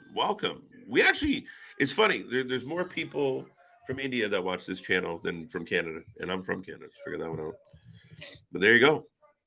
Man, they are struggling to get a reaction for Corbin. A little bit. I don't know how well this JBL angle is working out, especially how they're approaching it. I don't know.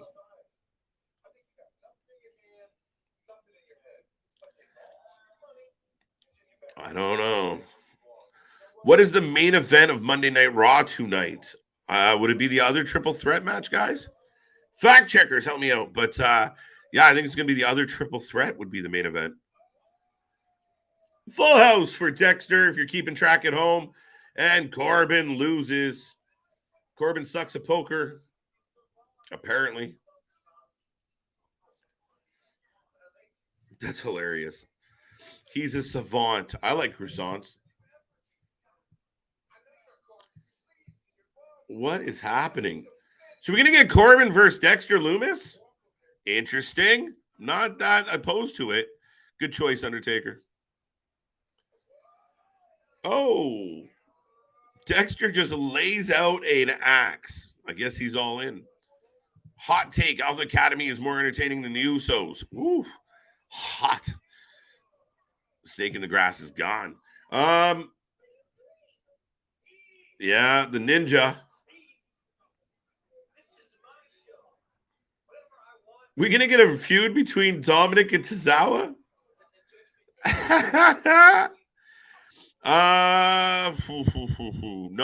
No. Well, here's the trick with that, Jay, is the fact that Sammy is the X factor, and I think the Usos, the Bloodline, have been far more entertaining than just about everybody. So that's a tough shout. Though Alpha Academy has grown on me. I really do think Gable's coming to his own. The whole shoosh gimmick. Undertaker, I appreciate that you love Canada. I'd really appreciate you hitting pause on repeating yourself, though. I do not want to put you in the penalty box. Canada is a way better than Canada. Well, being that I have a lot of American fans and family and friends, yeah, you're right. Anyway, moving on. Could Theory versus Mustafa Ali be the main event? Apparently it's happening now. Signature move, the A-Town down, 6'1", 220. Austin Theory coming to the ring. And I guess we got an impromptu Theory versus Mustafa Ali tonight. Get your predictions in, folks. Who do you think goes over the OC or the Alpha Academy tonight in the match? OC. Alpha Academy are jobbers. As much as I'm giving them credit, that's their job, is to lose and get out of the fucking way. The Forever. Yeah, see, someone asked what's the difference between old Theory and new Theory. Even his approach to the ring is different. The way he handles himself, the look on his face. This is a better Theory. And here comes Mustafa. This may be a bathroom break match. Can I put a back in 5 minutes sign up? Dominic should be a sleazy Latino, not the boy acting through the rebellion phase. But now he is acting like this, like a sleazy kind of gimmick, and that's where he beat up his dad. He's not as bratty. Rhea Ripley gives him some legitimacy, gives him some credibility, and even listening to him there, like giving Tozawa shit. Listen, I was the biggest critic of Dominic Mysterio.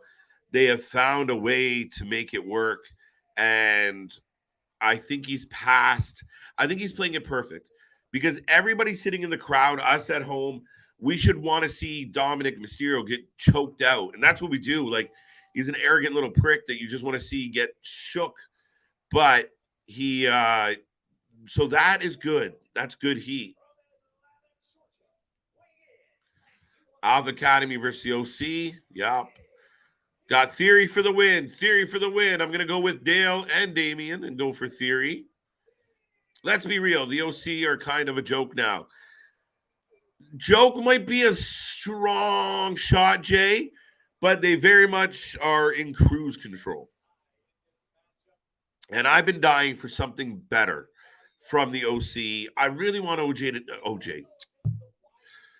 I really want OC to really dig in and give us I want AJ, that's where I was going with this, to really give us some barn burners. I think he's got to have a couple good ones left in him, and we've seen good matches with him, but very, very flat, not overly exciting. Every once in a while we get glimpses of it, but I think AJ Styles has been in cruise control for a couple of years.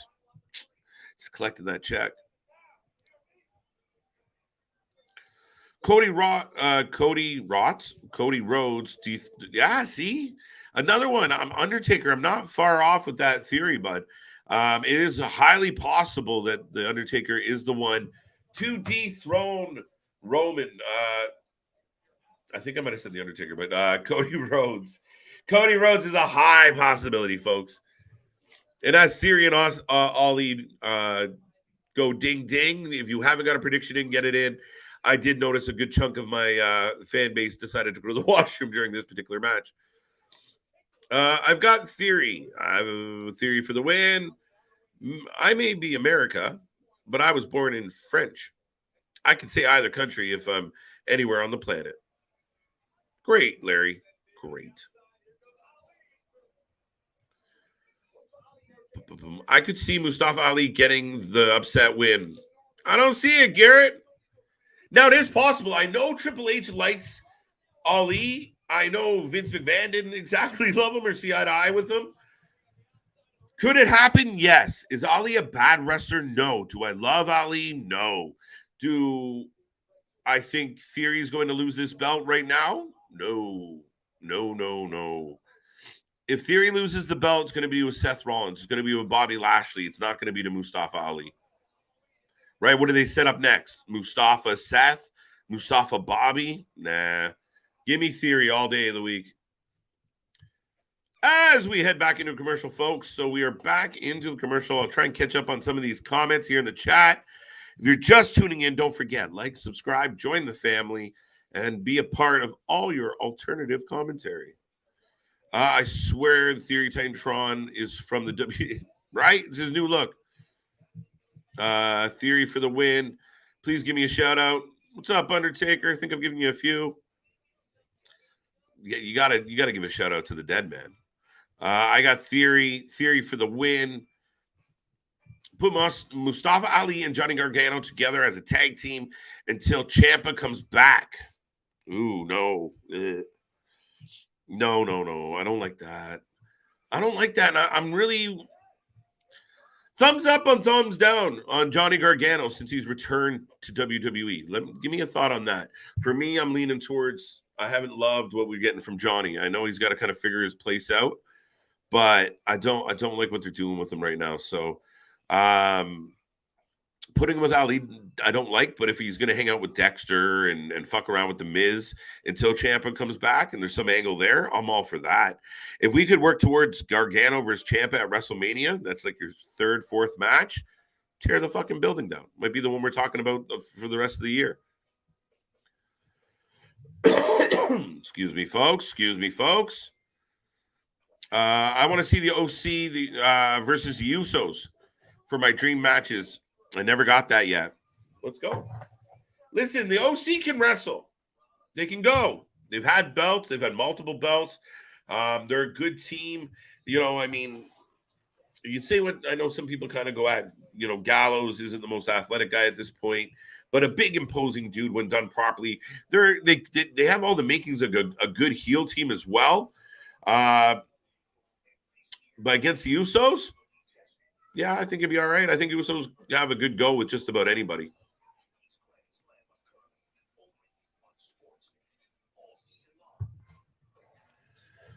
All right, so we're rolling through this commercial. All the hype for Gargano return, and he's done what with the whistle? Yeah, I agree with you on this one, Jay. It's a little bit of a tough sell. Kind of waiting for a little bit more. And I mean, even his return was like, it wasn't as big as I expected. So we'll see. Cody is obviously winning the Rumble. That's bold. I don't think anything's obvious in this world right now. But I do agree with you that Cody is my front runner for now. Not after the Impact. Ali ain't winning. Oh, okay. I don't think he's going to win.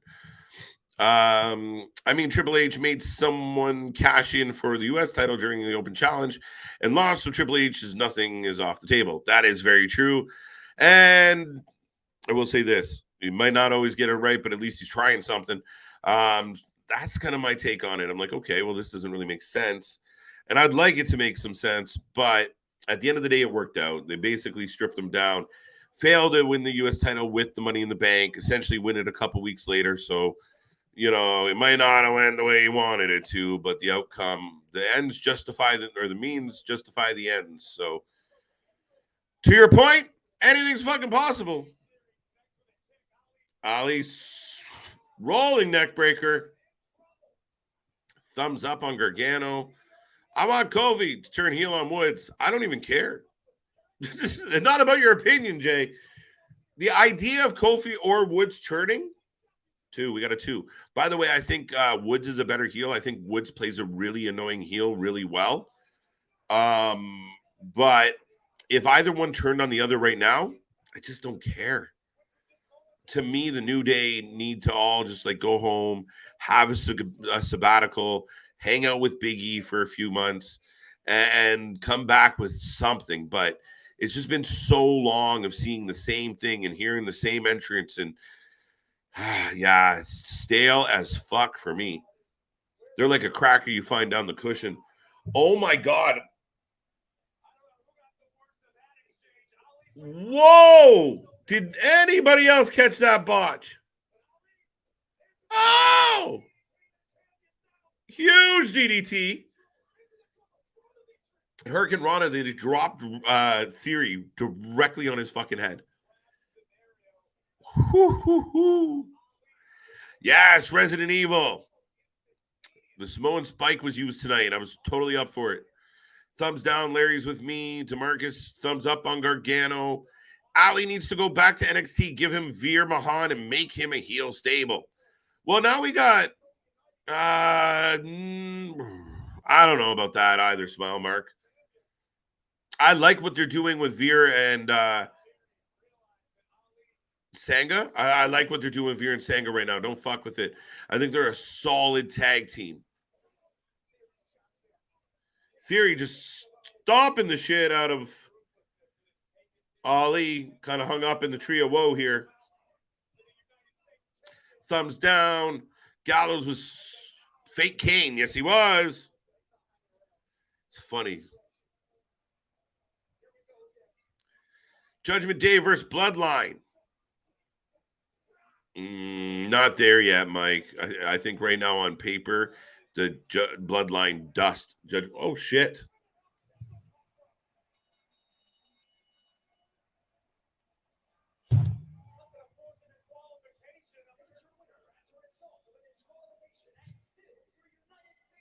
All right, Dolph Ziggler's here. Surprise! Ali gets the win. Or no, Ali gets the loss on the DQ. He's pissed off at Dolph.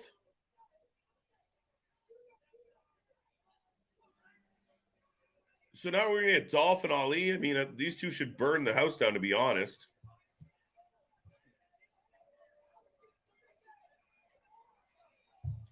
Theory back in, jumps on Dolph. Babyface Dolph again. What have we done? Ali just took a fucking bump and a half.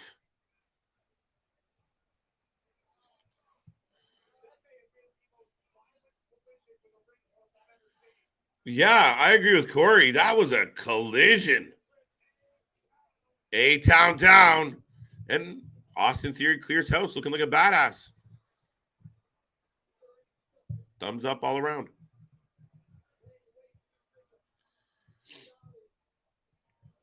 Rest in peace, Umaga died. Funeral 2009 due to a heart attack. Yes, and I mean Resident Evil, obviously, we said we got Solo paying homage to Umaga tonight. It was amazing to see, and I like that kind of stuff. Paying tribute is always a nice thing. We're going back to the poker tournament.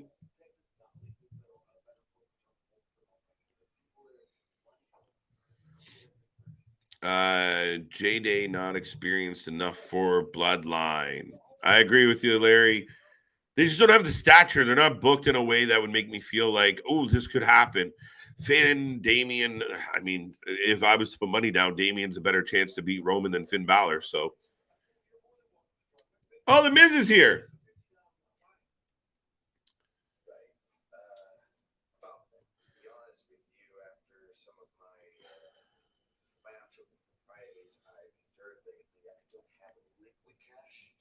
So apparently the Miz is now broke like Corbin was. He doesn't have liquid cash. What the fuck? None of my cash liquid anyway.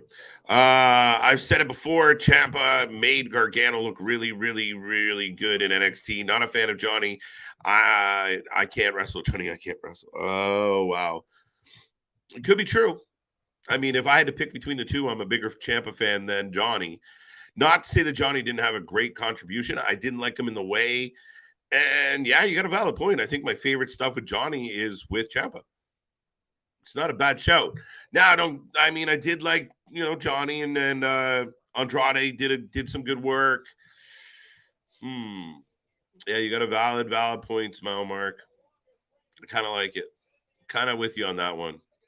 What's your age, bro? Old, bro. I would have Theory win next Money in the Bank. Why? Larry. And then going back to the well.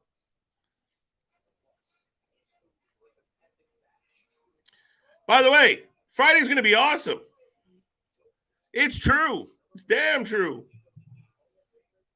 We are getting Kurt Angle returning for a birthday bash. When Ciampa comes back in 2023, I want him to reunite with Johnny and make DIY. Listen, that could work. And if you do DIY versus the New Day, DIY versus the fucking Bloodline, the Usos, yeah, it's got high potential, got lots of potential to be a hell of a match. And they were awesome as DIY. And that might be best for them, to be honest, for the short term. Might be. I'm partial because I really, really want some Psycho Killer. Am I the only one? I don't think so. No hate, but I feel like whatever Triple H does, people praise and suck on his third nose. That's an interesting way to put it, sir. I don't think so. I think we've been highly, at least here. I don't know about other people. The WWE fans are going to be sip the Kool-Aid no matter what. The AEW fans, same thing. No matter what the Bucks or Tony or whoever do, they're going to sip that Kool-Aid. They're going to drink that poison. I think with us, we're very, very, proud of how we approach it. And I've been very critical of Triple H when he's dropped the ball. I'm getting impatient with Bray Wyatt. There's certain other angles that didn't quite make sense. The booking of Damage Control doesn't quite make sense. So for me, yeah, I think it's it's the honeymoon. Everyone's thrilled, and we're just happy it's not fucking Vince McMahon pushing out the same old shit that he has month in and month out, month in and month out for years. So just that there's someone new doing something different, even if it doesn't go well, like the Austin Theory thing didn't quite make sense. Who gives a fuck? He's just doing something. We don't care. Naomi in the Bloodline is best for business. Jay, not a bad show. We can work it out. Not a lot of talk about Naomi lately. I find it very interesting. Everyone's still whispering about Sasha. Nobody's saying shit about Naomi. I feel bad for the lady. Kofi has been so stagnant for years. He needs a break. Woods won't go heel. He does too much outside of WWE. That's bullshit. Play the kayfabe properly. Go heel. Woods was great as a heel. Do you remember? Even if we got a heel New Day, remember what, the New Day were legit heels where you hated them? That fucking little ass and Woods running around with Francesca won. And yeah, no, it was a tough sell. Ali Dolph is a better feud.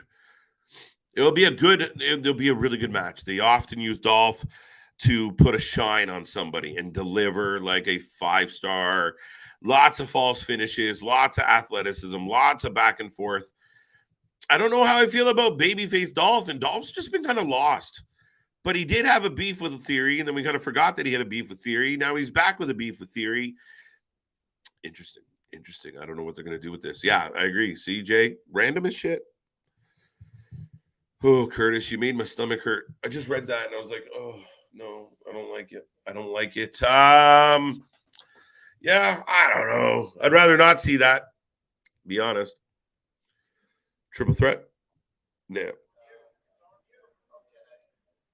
Dolph getting old, though. Yeah, but that's where, Dolph does, he jumps in, randomly appears, gives us a couple good matches with a young guy. The young guy eventually gets over. Dolph goes back to doing comedy. I'm okay with it.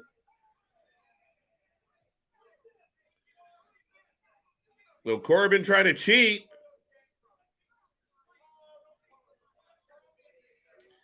So we're going to get 8. Oh, what is happening?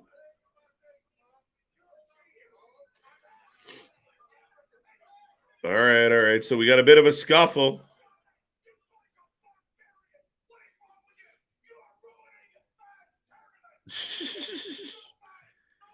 JBL losing his shit.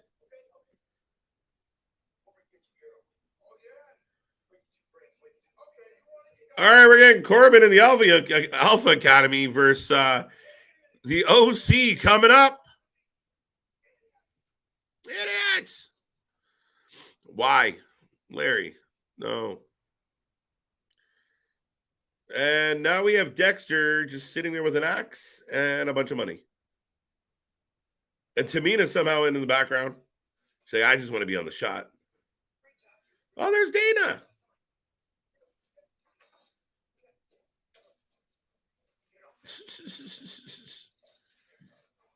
All right, so Dexter and Johnny running away with the loot. I love seeing Dolph Ziggler in WWE.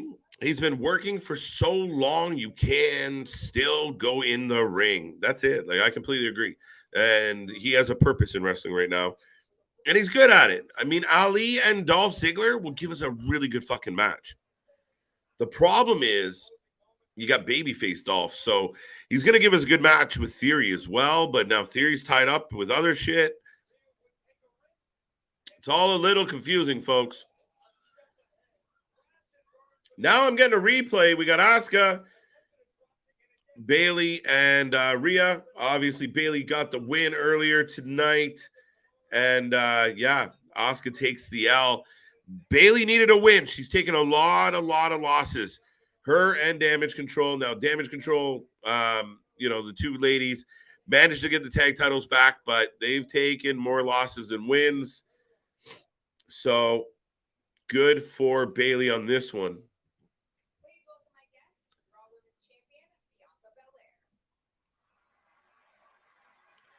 Belair's here.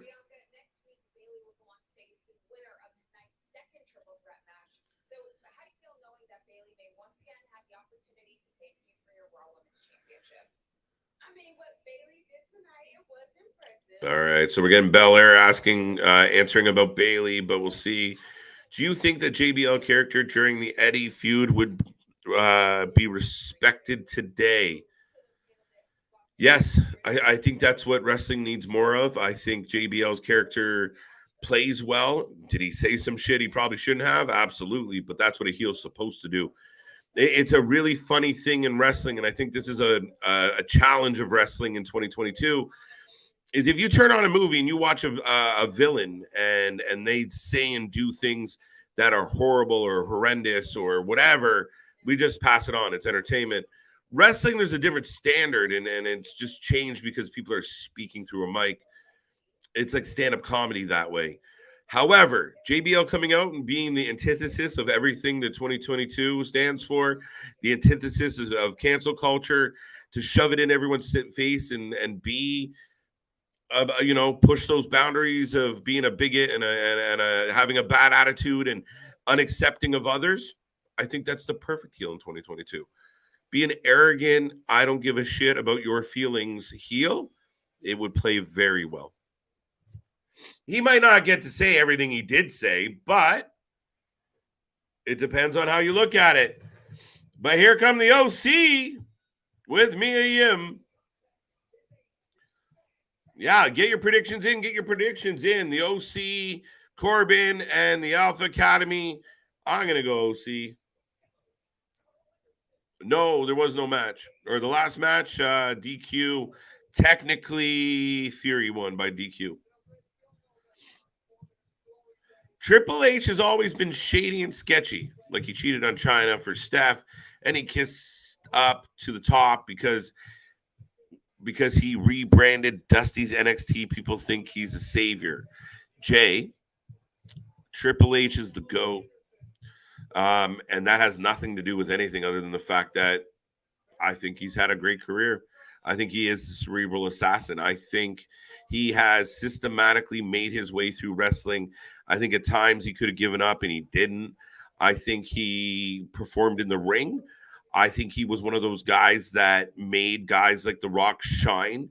When you have a miserable, big nose prick like Triple H giving you shit, um, he plays well. And then he worked his way into the company. But you know what? You can be a suck up all you want, but if you can't deliver, if you have no substance behind what you bring to the table, then it doesn't matter. He put himself in opportunities and he was able to work his way up. And now he took over everything. So to me, that's pretty successful. And again, he'll go down for me one of my faves of all time. In the ring, out of the ring. I thought he was a great promo when he came back as the Game. When he had found that kind of groove, that part of his character, at the time, I thought it was the best thing going. As far as what he did in his marital, I mean, I don't judge what people do in their personal lives. It's nothing to do with the product they give me. And at the end of the day, we all got crosses to bear. And unless you're just ideally perfect, keep those stones in your pocket, because you don't know what led to that. You don't know how they got there. And we don't even know what is what. It's none of our business. Shit happens. People make mistakes. But at the end of the day, he built a family. He's got 3 beautiful daughters, and no one's going to tell me that he has three kids on a work. Let's be real. So yeah, that's my take on Triple H and his ongoings. Xavier Woods, and he killed it with NXT, and we're really hopeful that he can pull off something with his main roster. Xavier Woods as a heel would be perfect for Hit Row. Ooh. Yeah, maybe. They need something. Hit Row sucks right now. And, I see things going around. AJ got things to say about what he is, but AJ sucks a lot. And Hit Row is floundering. Bobby Roode versus Dolph Ziggler match would be amazing. I would love to see that. I mean, 2 consummate professionals, 2 former tag team partners. Yeah, I'm all for it. I mean, I hope there's more to a Roode return than fighting Ziggler. But even if you brought the Dirty Dogs back, you still get a solid professional wrestling. Like, I mean, the Dirty Dogs versus like an FTR be outstanding. Dolph is the modern day Tito Santana. Phenomenal worker, just never got enough love from the office. Yeah, and I mean, kind of for the same reasons, though. Like, I mean, Smile Mark, I get the comparison between Tito. I was a big Tito fan when I was young. Sounds funny to say out loud. But I think overall, what you're looking at is, again, when you look at the Rocks and the Stone Colds and the Michaels and the long list of guys that, Flairs, they have that X factor. They have something that separates them from everybody else. Guys like Tito, Dolph at times, they not enough of that X factor, that wow factor, something that makes them truly stand out or truly compelling. Now, Dolph and Tito both had moments where you really were behind them, but they just never got over to that hump. I know even with Dolph having a couple world titles, I mean, it is what it is. I think Dana Brooke is going to turn heel soon. I don't give a fuck what Dana Brooke does, Damien. Oh, it's funny. I don't know what to do with Dana Brooke. Dana Brooke's in a category with like Aaliyah. They've just been around forever, like old furniture. And I don't know what to like. Again, we were talking about Tito Santana and people that kind of their personality never got them all the way over. Like people liked them, loved them, but they weren't like the superstars. Dana Brooke is probably always going to be that. She can do cartwheels. She can do some flips. She's athletic. I don't know what else to tell you. You give her a microphone, it sounds like a after school special. Yeah, I don't know. I really don't know what Dana Brooke's going to do. I know Dana Brooke was heartbroken about elevating the 24/7 title, but let's be real. I don't know what to do with Dana Brooke. I don't know what to do with Aaliyah either. So I'm tired of Bianca Belair now. That's fair. I'm kind of with you.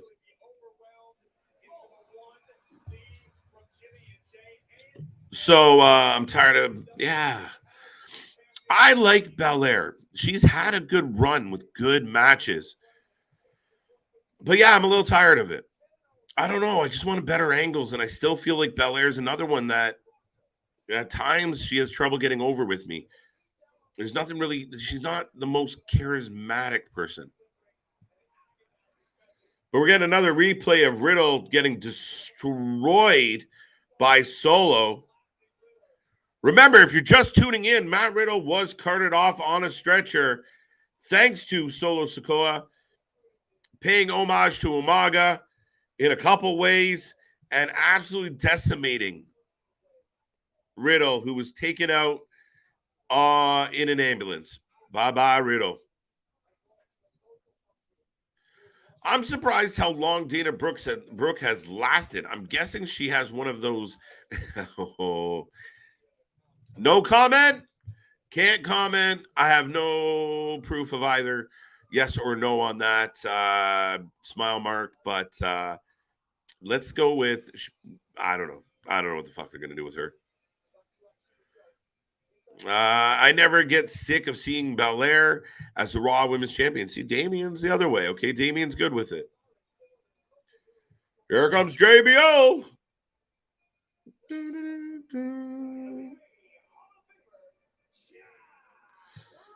The OC for the win. The OC for the win. The OC for the win. The OC for the win. Alpha Academy about to dust the washed up OC. JL's got high hopes.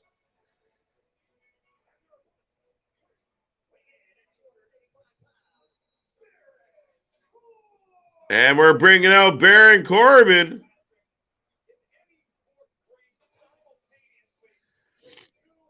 All right, all right, all right. And they'll be followed by Shoosh, please. Belair was a heel once upon a time, and Belair can do the heel work. I kind of like Belair as a bit of a heel at times. Shoosh, please. The Alpha Academy coming out now. Otis and Gable joining Corbin, going up against the OC. If you have not made a prediction yet, get it in the box. Let us know who you are taking. Oh, Jet Li is back. Or no, Jet Li is here. Also a CM Punk fan, like his friend Jackie. That is funny shit. I told you a Brock mention. Ooh, did that happen, Dro? I didn't catch it. I don't know. What do you think, Larry? Dana Brooke should be the muscle of someone like Carmella. Maybe. See, Jay, the problem with Dana is she's not like, she's a bit of a, like, you know, she can do the cartwheels and the gymnastics, and she doesn't really come off as imposing that way. They'd have to kind of change how they book her, maybe give her a run of, some squash matches where she looks like she can just kick the shit out of somebody. But I don't know. Like, I don't know. She definitely doesn't work as a babyface. So a supporting role in a tag team or a faction may be better. Tito and Martel, one of the most underrated tag teams. It's a good tag team. Martel was good though. I mean, I know people got hung up on the overall gimmick, but Martel was great. He was a great heel. People wanted to hate him, and I mean, some of his rivalries with guys like Jake the Snake, outstanding. Ooh. Now we got Corbin kicking this one off. Remember, get a prediction in. But we got Corbin, taking the kick. I'm just glad the Randy thing is over. I don't know if it's completely over. I think injury is the reason why that's currently over.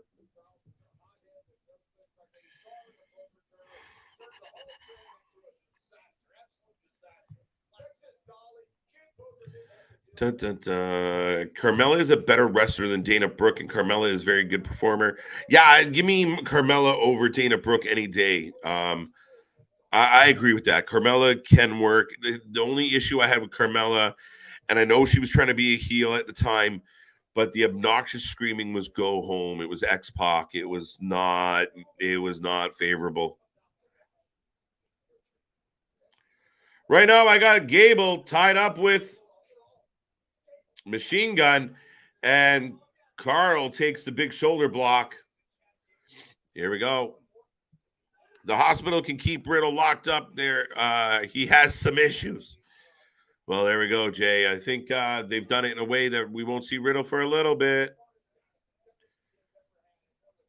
As Gallows comes on in, starts putting the pressure on little Shorty G, Tree Trunk, and the Chipmunk. That's kind of funny. All you have to do is bow leave. Listen, I've been bow leaving for too many weeks now. Where's my bow? That sounded wrong, but you know what I meant. By the way, folks, we have just passed, we are in the third hour. So we're in the home stretch of this wonderful show tonight. Not bad pace to overall Raw. I've liked most of what we've received. And right now we got an impromptu match going on between the OC and then we got Corbin teaming up with the Alpha Academy in the other corner. And by all means, if you're watching right now, let us know. Let us know what you're thinking. Got OC for the win. I got OC as well. Mia Yim really don't fit the OC faction. Why not, DeMarcus? I don't see why she doesn't. She's cool. She's badass. Little young, maybe. They're a little older. I'm okay with Mia in that group. What's your beef with Mia hanging out with the OC? So what are they doing with Bray? Fuck. Jesus Christ. Jay, it's the fucking question of the month. Listen, totally totally a mark for Bray Wyatt. And that's undeniable. But I think this story is getting a little too long. And to me, it's like this. You guys ever read a book by Stephen King? I mean, I'm hoping some of you have read a book. But if you ever read a book by Stephen King, they're generally really fucking awesome. Stephen King has delivered countless solid books. Then he turns them into movies, and you lose something in translation. And you've got a lot of like C, B level fucking movies that are garbage that Stephen King's name is attached to. And that's kind of what I feel like is happening with Bray. Like, it's a really good story, but as you try and bring it out to the audience, it's just, all right, you don't gotta touch all, like, you gotta get some rhythm to the story. You gotta get some uptick. Again, I just feel like it's been a lot of pandering. Like, what are we waiting for? Okay, are you going to be involved with Alexa? Is it Bo? Who is Howdy? You don't have to give us the whole story. But as we turn to chapter 2 of this story, it's been a long chapter of nothing. And we get it. Bray's trying to convince us that he's, a nice guy and, but he will do harmful things. We got that. Move on. You can't keep coming out and telling us the same thing. When you plateau the story, it gets boring. And maybe I'm just being impatient, but I'm a Bray fan. If anybody's going to give thumbs up to what Bray's doing, it's going to be me. However, again, the story plateaus too long. We need to move that needle. That's my humble opinion. So I don't know what the fuck they're doing. I thought it was going to be a faction. Over the last few weeks, it really, really looks like it's going to end up being a, multiple personality, schizophrenic, shattered type vibe to this whole show. And, or to what Bray's doing. I don't know how that pans out, though. I don't know who he wrestles. I mean, he's going to fight LA Knight maybe at some point. I don't know. But I don't know where we go with this. I really don't. And, yeah, I mean, it's a tough sell. I just want something more. And he needs to get back in the ring. A lot of Bray Wyatt's critics say he's all story and not enough work. I want to see what he does in the ring. Let's go. I think he needs to have some really good matches. Don't be the Fiend where it's really hard to sell us on that. Be the Bray Wyatt we knew when you were first coming up and delivering solid matches. We end up with a cinematic match at Mania, and it's Bray versus Bray. I'm going to be very disappointed in everybody involved. Just saying out loud. Jade or Belair? Who is a better champ? Whew. Whew. Similar runs, both dominant, both a lot of wins. I think I want to lean towards Belair, which is very hard to do. just because I think overall Belair's been up against better talent, given us better matches, better overall performances, bigger stage. Very similar runs though. And if you want to ask me this question, but Jade will have her belt longer than Belair has her belt. Period. That's my take on that. But realistically, I think Belair's overall had been a better champ. Not taking away anything from Jade. Jade's been outstanding. I just think Jade going through a sloppy match with Willow Nightingale isn't a fair comparable to the triple threats with Asuka and Becky and Bailey and ladder matches. It's just a higher degree of difficulty. Guess I hurt feelings tonight. Bye. Don't know what you're talking about, James. You don't hurt nobody feeling around here, buddy. However, if you cursed or something, you might have got caught by the YouTube filter, which I'm not watching right now. But I love passive aggressive. Do you see Roman's calf slicer on Jack on Saturday? Did you see Roman's calf slicer on Jack on Saturday? No. Mia Yim is lost. I don't think she's lost. I just think she's with the OC and they ain't got much for her right yet. I don't know if she's lost. Mia Yim has been strong since return. I think so. I think she was a good answer to Rhea Ripley. I think she was a good counter to Rhea Ripley. Another strong, athletic woman. Yeah, I'm okay with Mia Yim. Right? Not everybody can kind of be right at the top right away. You gotta find something for them to do.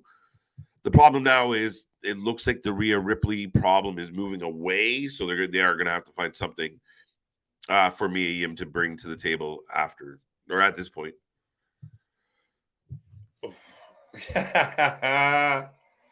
Oh, Damien, I like this one. I saw this today, and as an old school wrestling fan, yeah, love the Sarge.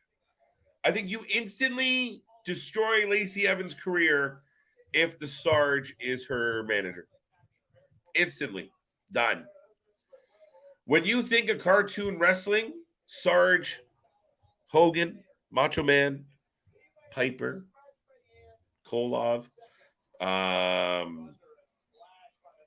Iron Sheik, they all kind of fit that category, don't they? I don't know. I think Lacey Evans gets absolutely buried if she comes out with Sergeant Slaughter at any point. I think that's a tough one. I really do.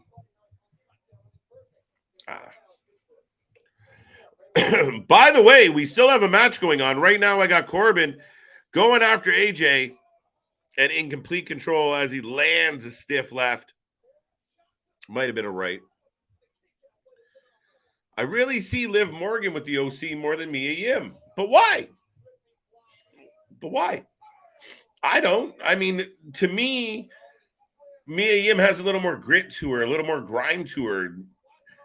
Liv's pretty. That's it. I mean, I know they gave her some black makeup and she jumped through some tables. But until Liv does more, yeah, I mean, I take Mia Yim, especially Liv Morgan versus, let me ask you this, DeMarcus. OC needs help. Who's better to come to the fight? Liv Morgan against Rhea Ripley or Mia Yim versus Rhea Ripley? My money's on Mia all day long. Sorry, bud. Sorry, folks. That's probably gross.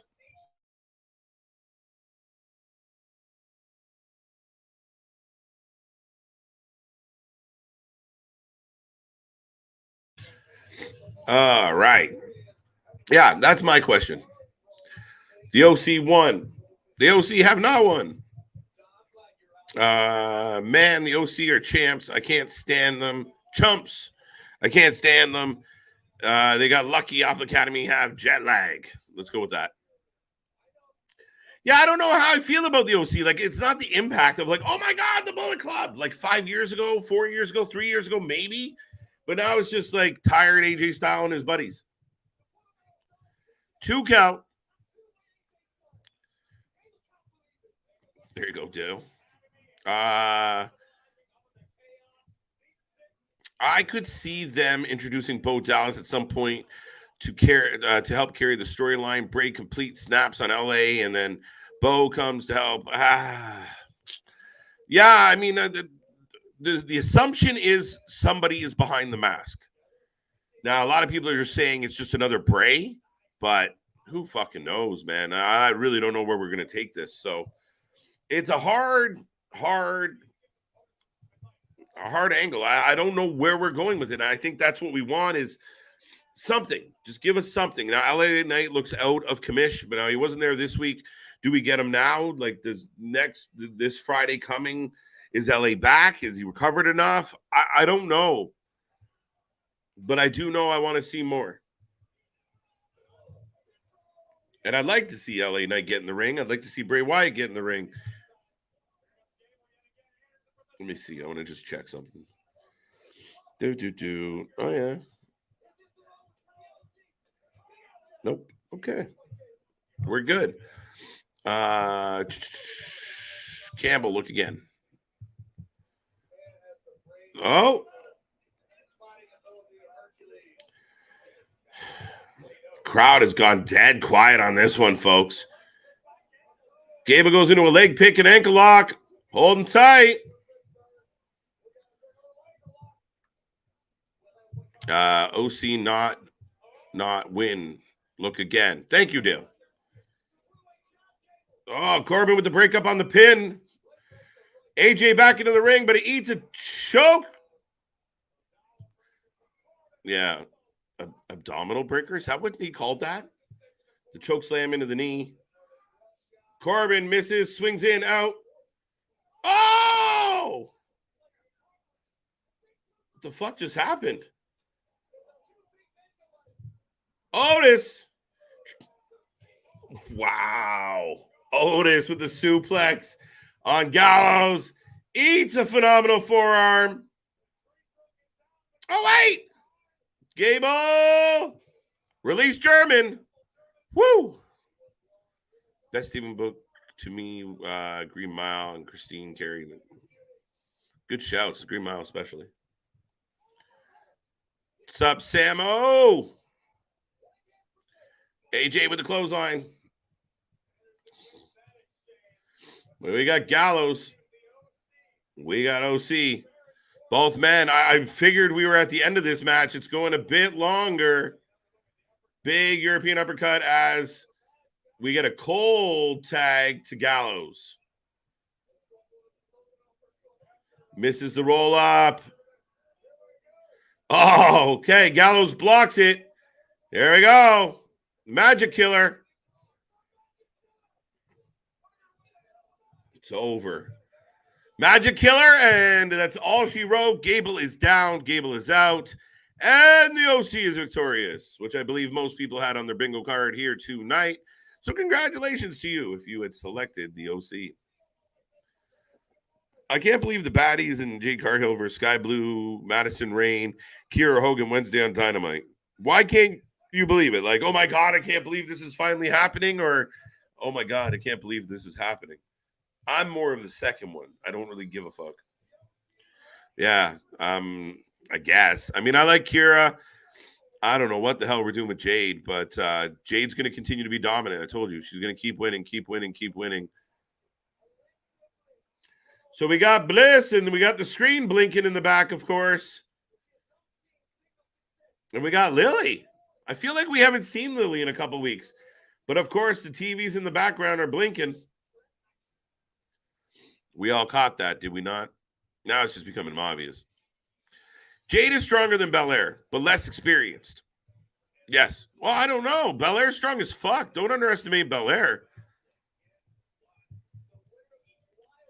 Don't underestimate Belair. And folks, we have got into another commercial. I will catch up on this chat. I do appreciate it. Keep it coming. If you're new here, don't be shy. Say hi. Join the chat. Be a part of the conversation. All we do is talk wrestling. You got something on your wrestling mind, throw it our way. We'll talk about it. We'll see what the chat has to think. I just got another commercial for NXT. We will be here tomorrow. We have 2 triple threats tomorrow night. The winners of those triple threats will join the Iron Survivor Challenge on Saturday as part of NXT Deadline, which we will be here to cover. The day kicks off at 3:30 p.m. on a Saturday. Why? Because we're psychotic and we like doing it. So we will be here for Ring of Honor, Final Battle. Card is stacking up. Just announced or just added Juice Robinson to the mix. Lots going on in AEW, Ring of Honor. So we will start the show off with the weekend or the Saturday stream with Ring of Honor. We will bleed into NXT Deadline. Part of the night as we roll along, there'll be some UFC kicking off. We'll keep an eye on that. At the end, if we're still rolling, we have XPW Merry Christmas. We're going to shove them all together in one giant mega stream. And yeah, folks, so Saturday night, put an X on it. You're busy. You got plans. Be here with us and enjoy all the wrestling. We'll keep you up to date. We'll keep you live, and we'll let you know what's going on. And guarantee with XPW especially, there's going to be some pops. We're going to see what happens because there's going to be moments where we're flinching.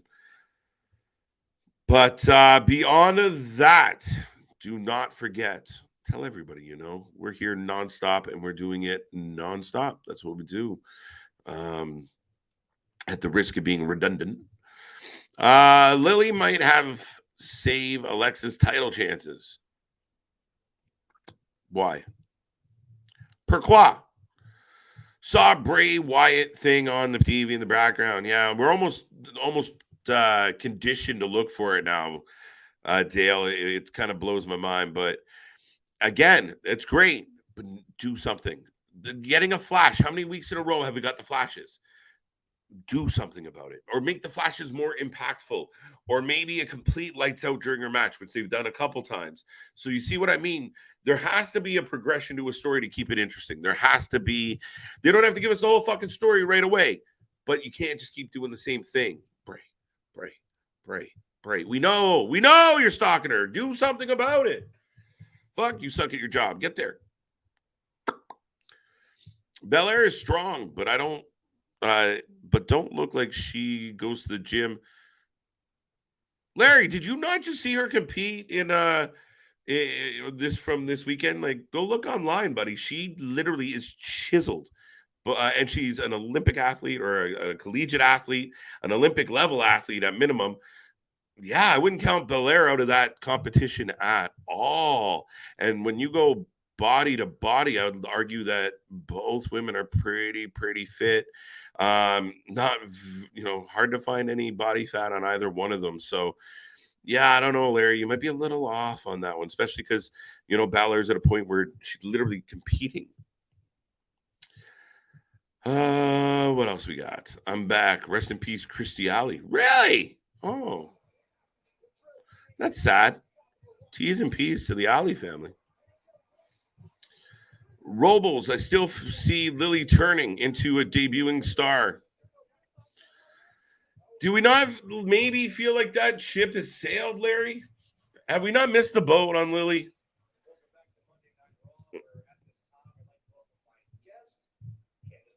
All right, so now we got Byron and Candice. I would love to see Jacob Fatu in WWE.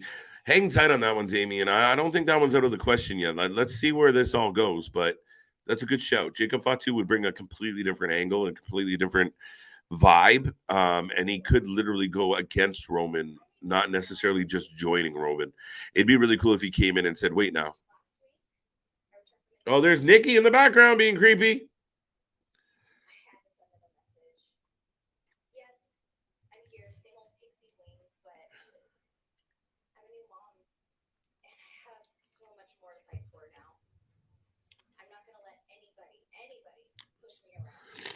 So Nikki is oh, look, we got a bit of a Way reunion. We got Dexter, Johnny. What the hell?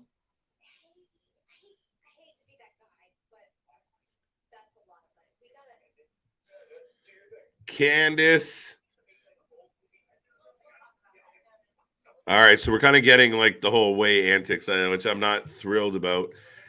And the Ninja is back in the ring. Who's he going to get beat up by this week? Oh, okay. Here we go. Dominic? Do you think Mohammed Hassan would be great today? I would cheer for him. Muhammad Hassan would definitely be able to push the envelope, push the risk. And it's kind of the way I felt, Jay, where I was talking earlier about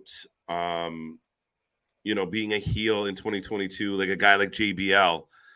I think there's a place in entertainment, in wrestling, to push those envelopes, and especially in such a heightened, sensitive world. With everyone so sensitive, I mean, it's hard in the corporate world that is WWE, because then it becomes, well, the advertisers don't like you talking about this and don't like you talking about that. But in the realm of trying to make something entertaining, a man like that could definitely push the envelope. I need to focus more on Belair. Okay. Told you, Larry. Bob McGrath at Sesame Street original. Why are we coming here with all my T's and P's to everybody that passed away today? I'd like to see your body if you think Belair goes to the gym or doesn't go to the gym. Oh, Larry, that's for you. You're getting all fresh with me here, Jay. I'd like to see your body. The feud between Asuka and Rhea is just far from over. This sets up this at the Rumble pay-per-view. It's just funny the way Asuka's been booked over the last while. I feel like Rhea's past her on the depth chart. I feel like Rhea's going after bigger names than Asuka right now, which is amazing to say. But I don't think that's heading towards like Rhea and Asuka at this Rumble. I really think Rhea's heading towards Belair. Oh, by the way, if you're keeping track at home, I need some predictions. And why is it Dominic Mysterio? Dominic for the win.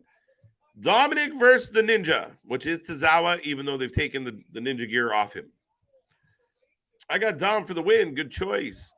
Dominic Mysterio for the win. Good choice. There you go.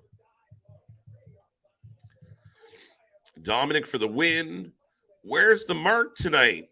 Wasn't my turn to watch him, sir. I have Eddie's son for the win. Not bad, not bad. If Edge beats Judgment Day, I'm ramming myself through a brick wall. I don't recommend it, and it is possible, so be careful. I haven't been to the gym since the pandemic started. Used to go 4 days a week. Hey, Larry, I hear you, buddy.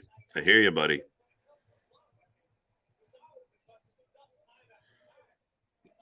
All right, Dominic. Oh, I thought he was setting up the Three Amigos. Only hits a single. Gets a 1 count. Yeah, he about to. He better. Dom for the win. Tozawa wins in a ghost. Not tonight, Richard. Not tonight. If Jay don't shoot, I will punch myself.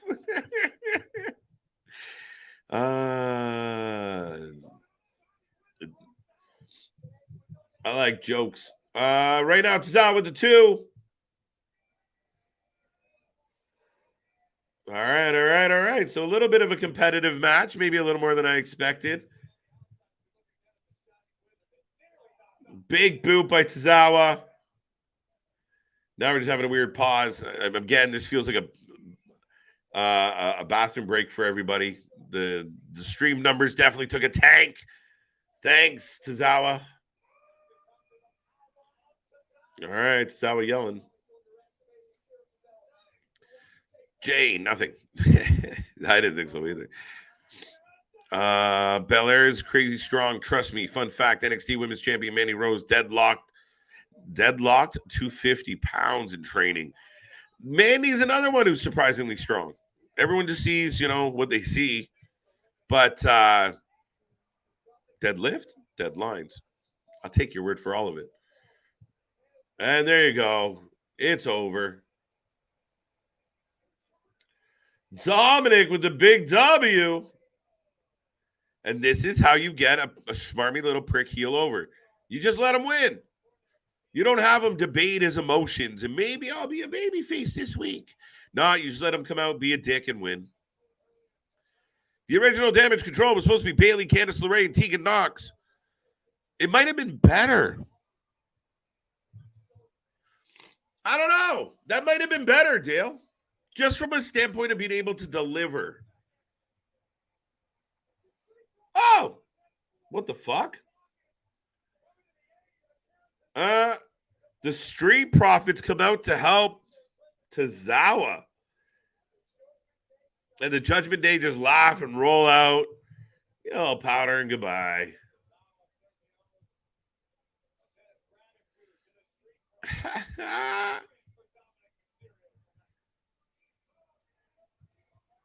So we're going to get what? The Street Profits versus Damien and Finn?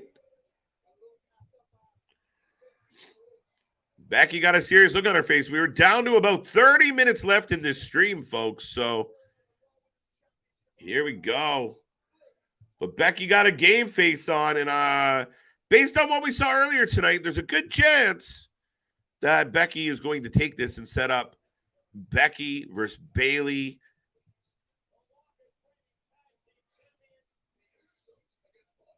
Keep in mind, we are getting a programming note right now as we're getting the preview for Friday Night SmackDown. And Drew McIntyre has stepped away. He's not medically cleared, or he's medically disqualified, as he put it, which I found very intriguing. But he's medically disqualified from participating. So he will be replaced by Butch against the Usos on Friday. And, of course, one of the greatest of all times, one of my goats, one of my favorites, Kurt Angle will be in Pittsburgh for a celebration. What more do you need on a Friday night? We will be here for SmackDown. We will be here for Rampage. And we will be here on Saturday for a mega stream, 3:30 p.m. to God knows what hour in the morning. It's going to be a minimum of 6 hours, I could bet, at this point. So that's it. Go get snacks, go get supplies, hunker down, shut your doors, lock the windows, and get ready to go, folks. It's going to be a Saturday to remember around here. Drew is injured. Yes, he is. Becky for the win. You guys can get your predictions in a little bit early. I don't know. I mean, about 30 minutes to go. 3 entrances, couple commercials. I think there's something else yet, right? I think by next year, Finn Balor will be champion again. Early 2023 or late 2023? Because we got a problem, Damian. Problem is Roman Reigns. What are you going to do? Yeah, Finn might be a champion, but Cody might be a champion. Bobby Lashley might be a champion. Seth could be a champion. Drew, Karrion Kross. There is a logjam of guys that could potentially be champions. But where do you fit Finn Balor in on that list? Right? If Roman never loses his belt till Mania, or maybe the pay-per-view after Mania, or there's no way Roman is losing the title on free TV. I can't imagine that happening. So right now, as long as Roman's holding that belt or both belts, you got a problem. Finn's going to be hard-pressed to get a major title in 2023, as far as I'm concerned. Great wrestler, but where? Who does he take out? Finn's not going to beat Roman. If Roman loses the belt to Cody, Finn Cody? All right. Maybe. But then again, what kind of run? If Cody takes the belt off Roman, how long is he going to have the belt? If anybody takes how long will the next run be? Will it be 60 days? Will it be another decent run in 100 days, 100 plus days? It's hard to say. Late 2023, very late possibility. Yeah. Don't count it out. That's the good news about everything. Don't count it out, because things change in a moment. But again, with both belts tied up by Roman, there is a fucking logjam that they got to figure out how to get around. And they're doing everything they can to make the IC belt and the US title valid and mean something. So you're getting really solid matches here tonight. We got a really, really good women's triple threat match. Considering it's been 2.5 hours live, it's tonight's had a good flow to it. So hopefully you guys have enjoyed the show, enjoyed the stream as well. But it's had a flow, considering it's a long night on a Monday nights lots of times. I'm pleasantly happy with how we got to the 2.5 hour mark. Just my take on it. Now we're getting another replay of Lashley and Seth being pissed off at each other. And next week, we're getting a #1 contenders match. Early prediction, Bobby or Seth? I'll give you 3. Bobby, Seth, or just outright squash? Do we just scrap it and go both of them back at it?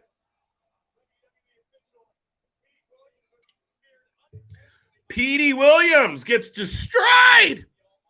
Petey didn't even have a head.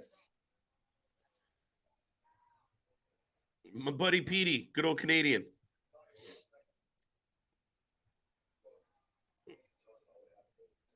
Uh-oh.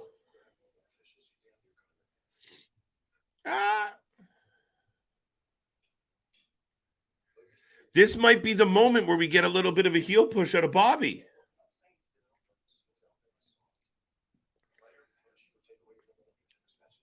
Okay.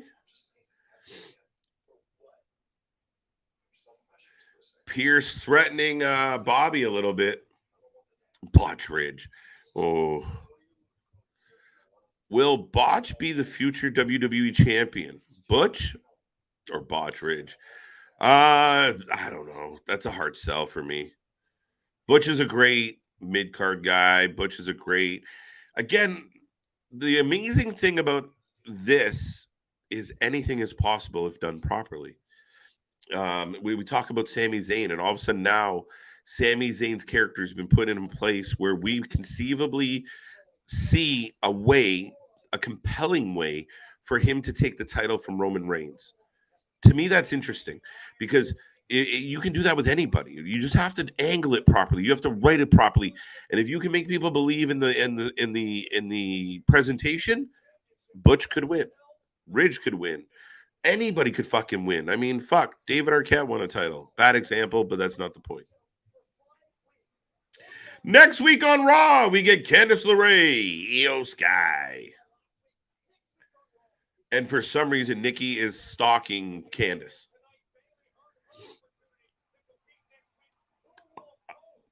Oh, wait. Oh, okay, no. I'm paying attention. So they're reminding us that next week, the winner of this triple threat coming up tonight will take on Bayley. And here comes Alexa. And again, I feel like Lily had been kind of put on the back burner a little. Now she seems pushed forward. Am I wrong? She's not bringing her out, though. Alexa Bliss looking lovely tonight, as she always does. But she is the lost soul of the WWE Women's Division, where we have no idea what the fuck we're doing with this poor lady. And I don't think she does, too. I think somebody had to whisper in her ear, like, don't worry. Coming soon, we're going to figure this out. Now, we still got the Bray shit blinking. I don't know what it means. But can we get to a point? Bobby said, keep your stiffs out of my way. That's right. I like this. If you set up like Bobby getting pissed at Pierce and it kind of use that as the doorway into bringing back or reintroducing the Hurt Business, I really think the Hurt Business had more time, more life to what they could do in the WWE. Here comes Crazy Nikki.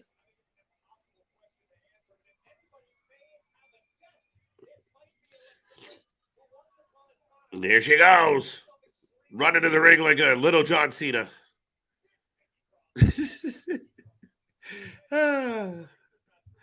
Pop myself with that nonsense. Got Becky for the win. I'm with you. I got Becky on this one. Becky better lose. Jay not having any of it. Why should Becky lose? Becky's the best you got. I'm excited for Botch and Butch tag title. I see what you did there, Jay. I like a good nickname. So I feel bad because I think Ridge is all right, but I mean, he's had some unfortunate luck. Breaks his leg, breaks someone else's neck. Alexa for the win. DeMarcus on a prayer. I have a very sloppy prediction. Bayley turns on Io sooner. I think the tag team might turn on Bayley, to be honest, Alexander.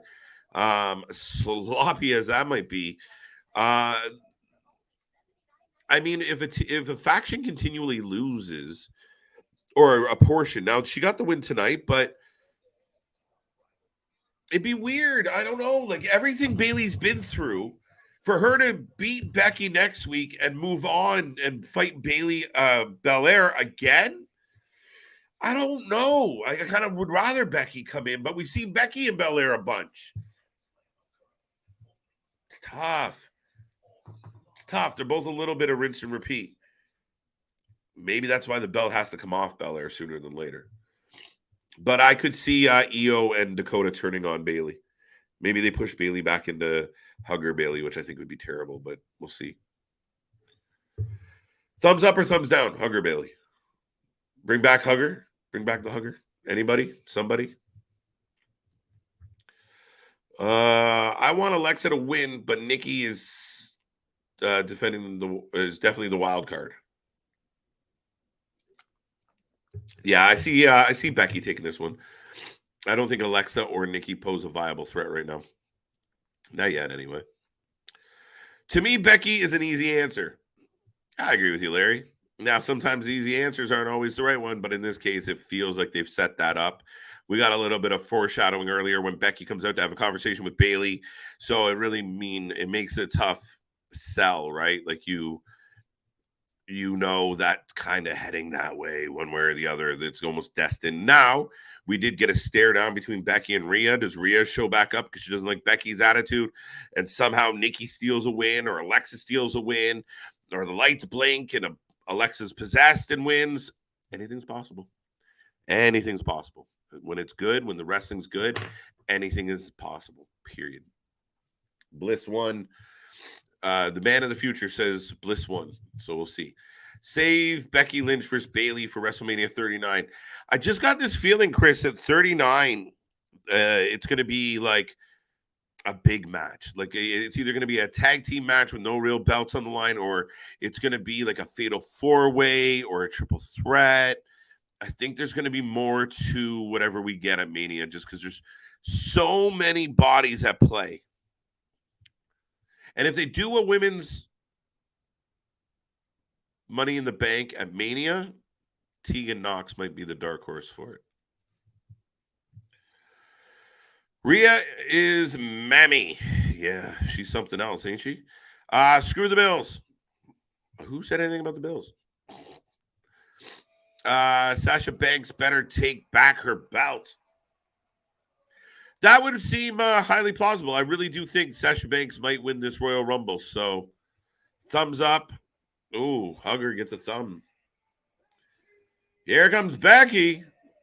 Looking like a badass. Big time books. That is very underwhelming steam for the man. Should she not be closer to the whole situation when that happens? Am I the only one that feels like that entrance is a botch? Go Cowboys. Fuck the Cowboys. And the damage control turns on Bailey. I have a feeling that Sasha Banks reunites with Bailey.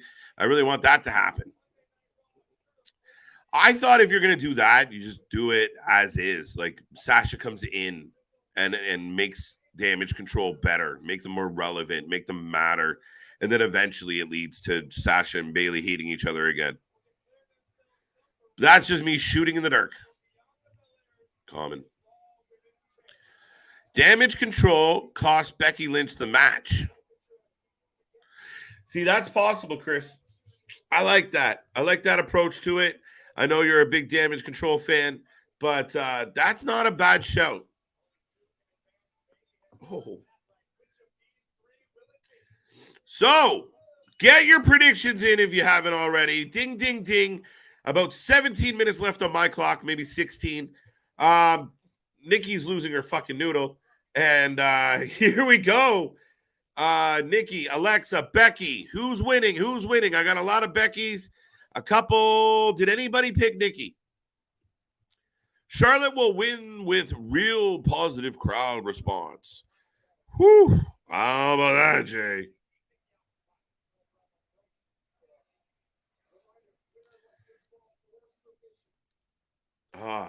I don't know. I feel so bad for Alexa. She's just lost in the wind right now. But she's got a blinking TV every time we see her.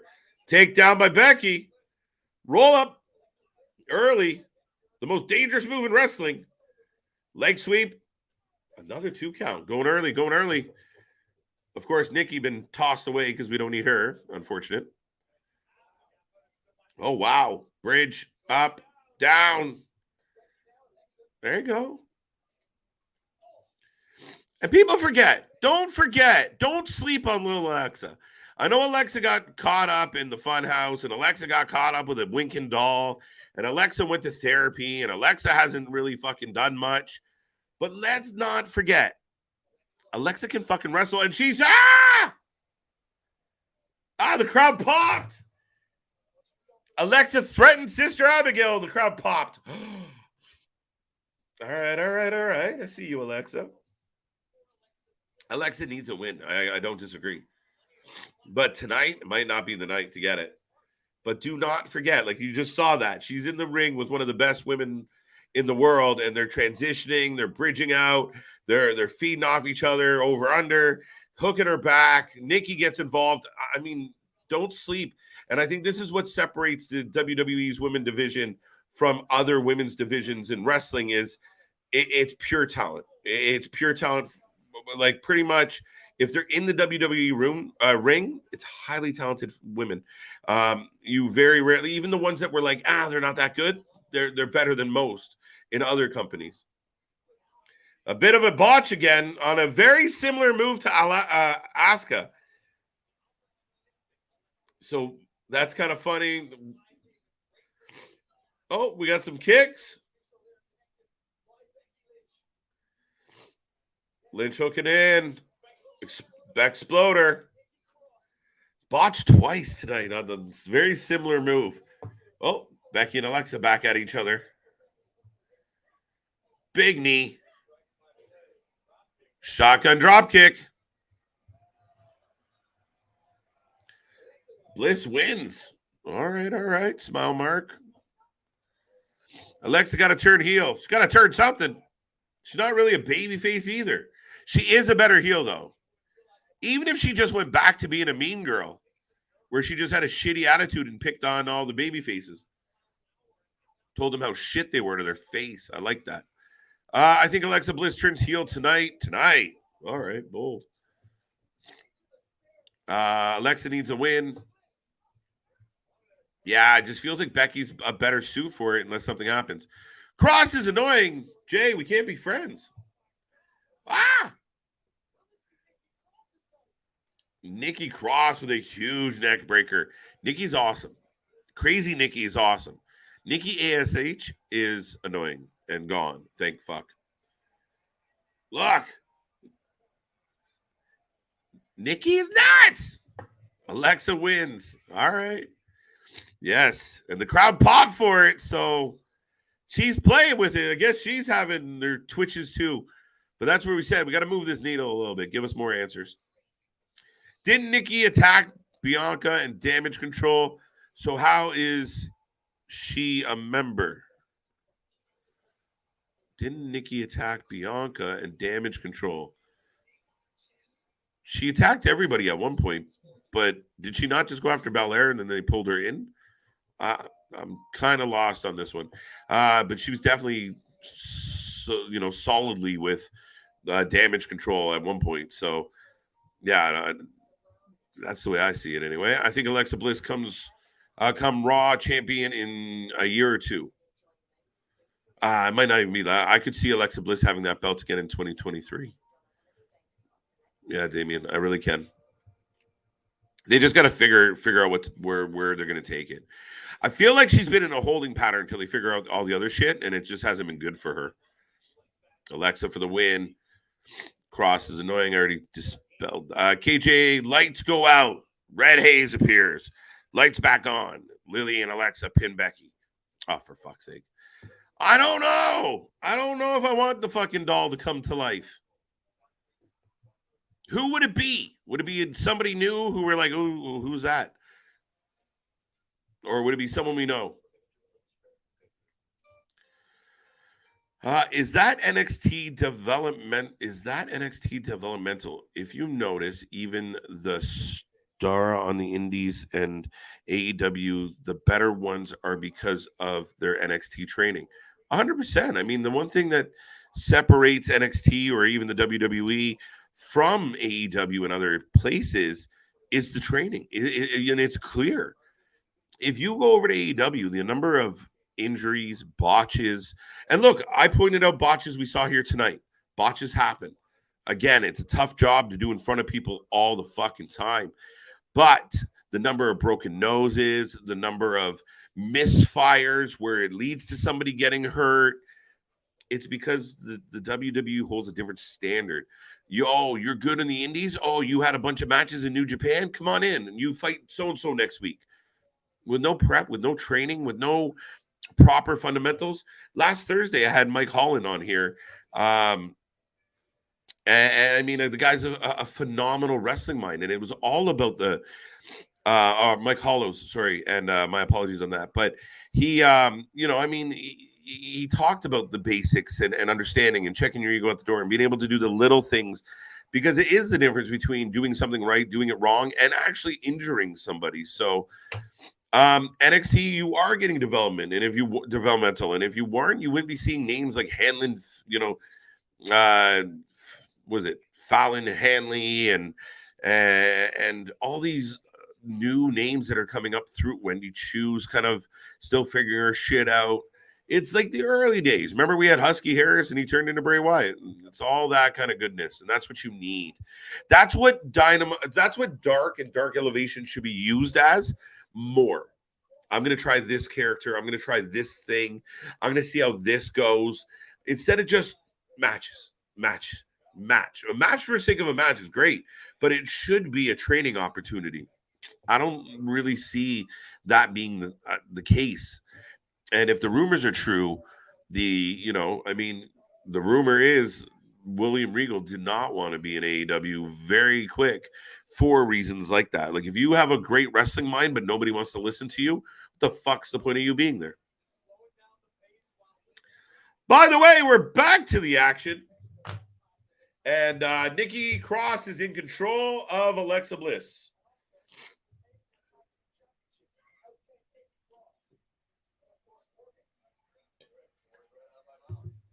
Excuse me, folks. Nikki Cross is crazy. Yes! Crazy Nikki. I have several Scottish cousins that Nikki reminds me of. I would consider Apollo Crews development. I wouldn't. No, but I mean, if you're lost in the main roster, to go back, it's like, you ever see it, Jay? Hockey. Guy gets called up to the show, ready to, lace up, goes cold, can't figure his shit out, gets sent down to the farm. Go figure your shit out. Go find your game. Go find your goals. Baseball, same thing.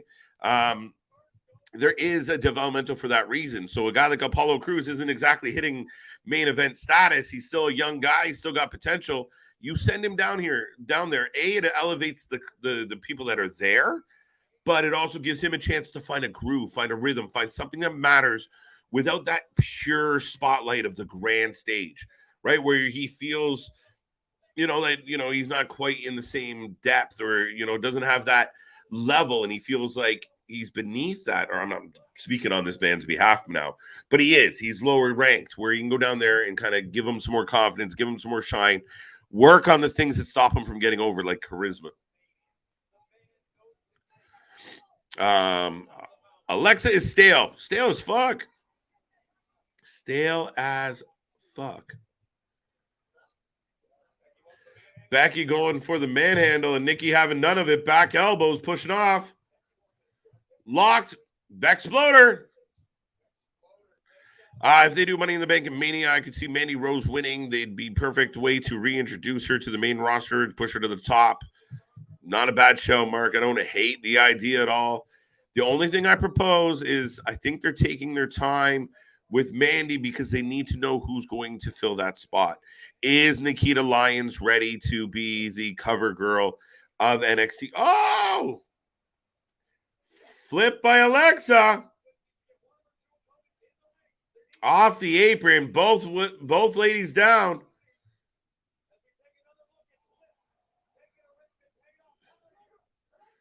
1, 2. We got a 2. We got a 2 on Nikki. But yeah, I mean, Mandy eventually, I think, has earned a push. I think when we talk about the year end of 2022, Mandy Rose has been one of the most successful, um, you know, women's wrestlers, female wrestlers that we've seen this year. So it's hard to ignore what Mandy Rhodes has accomplished. It's hard to ignore what she looks like. It's hard to ignore that she is athletic and actually can wrestle. The question will be when you move her to the main roster, can she deliver some bangers with the likes of Becky, with the likes of Alexa, Nikki, and so on, Charlotte even? Is she going to be able to do it when she is not the big name in the match? Oh, corner spot. 2 count on Nikki. Alexa, Nikki, and Becky all down, folks. As we get the power bomb, superplex combo. I think Sanity returns in 2023 and Cross in that faction. Yes! That's what I feel too, Damien. That's how I go with that one. I know there's some mixed reviews or mixed thoughts. I know my buddy Nick doesn't necessarily agree with me. I think Sanity deserves a chance. I think Sanity could do a lot of big things for this company, with this company. I think they could really be cool. Becky drilling Nikki. Oh, double shot to the throat. Okay, the last one is Candice Latte. Candice LeRae.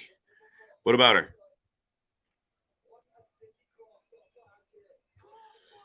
Cross body by Cross. Alexa in with the save. Oh, Nikki's pissed off now. I would red lighting during Alexa. Yeah, don't.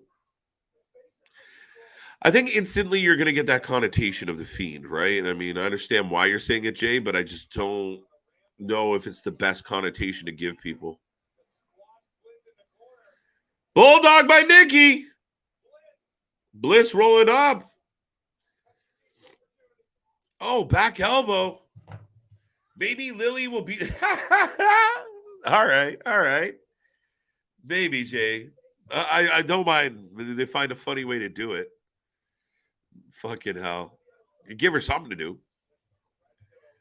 I got Nikki and Alexa throwing shots on the outside. Another crossbody against the side of the ring.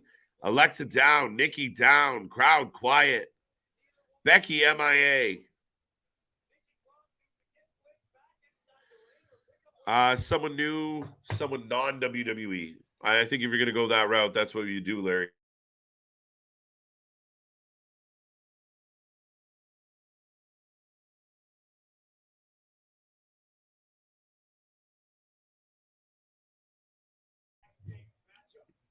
We got Nikki hooked. So we got Alexa hooked. Becky going up in a hurry. Yeah. And that looked painful and botchy. Sister Abigail should have been Paige. Nah. Alexa Bliss with a kick out. John Jones would be a great heel. He can talk. He talk his ass off, Jay. What's up, Tyler? Hope you're doing well. Happy guys. Hi guys. Happy December. Happy December. Welcome to the stream. Thank you for being here, Tyler. It's good to see you. Thank you for joining us here tonight as we roll through the last couple minutes here of Monday Night Raw. Don't forget, folks, we are back all week long. NXT tomorrow, Dynamite Wednesday, podcast Thursday, doubleheader Friday, and Saturday we got a marathon, including Ring of Honor, NXT Deadline, XPW, and a little bit of UFC. So don't go anywhere. Alexa, February, can they? Yeah. Richard, you might not have a bad shout. I mean, but that's so far away from me in that regard. Lynch, with a half shitty looking manhandle slam on the apron. Wasn't my favorite. Saints leading the Buccaneers 16-3. Barn burner of a game, eh, Ogs? Here's EO in Dakota. Somebody called this for me. Remember, no DQ in a triple threat, so I'm wondering if this leads to some type of help. We get Asuka to come back out. I don't fucking know. Vikings own the Saints, Alexander. All right. 2 major league movies. The third was Back to the Minors. It's true. With Jefferson Darcy. Oh, powerbomb! Becky through the table. Alexa up top. Sparkle splash! Wow. Wow. What?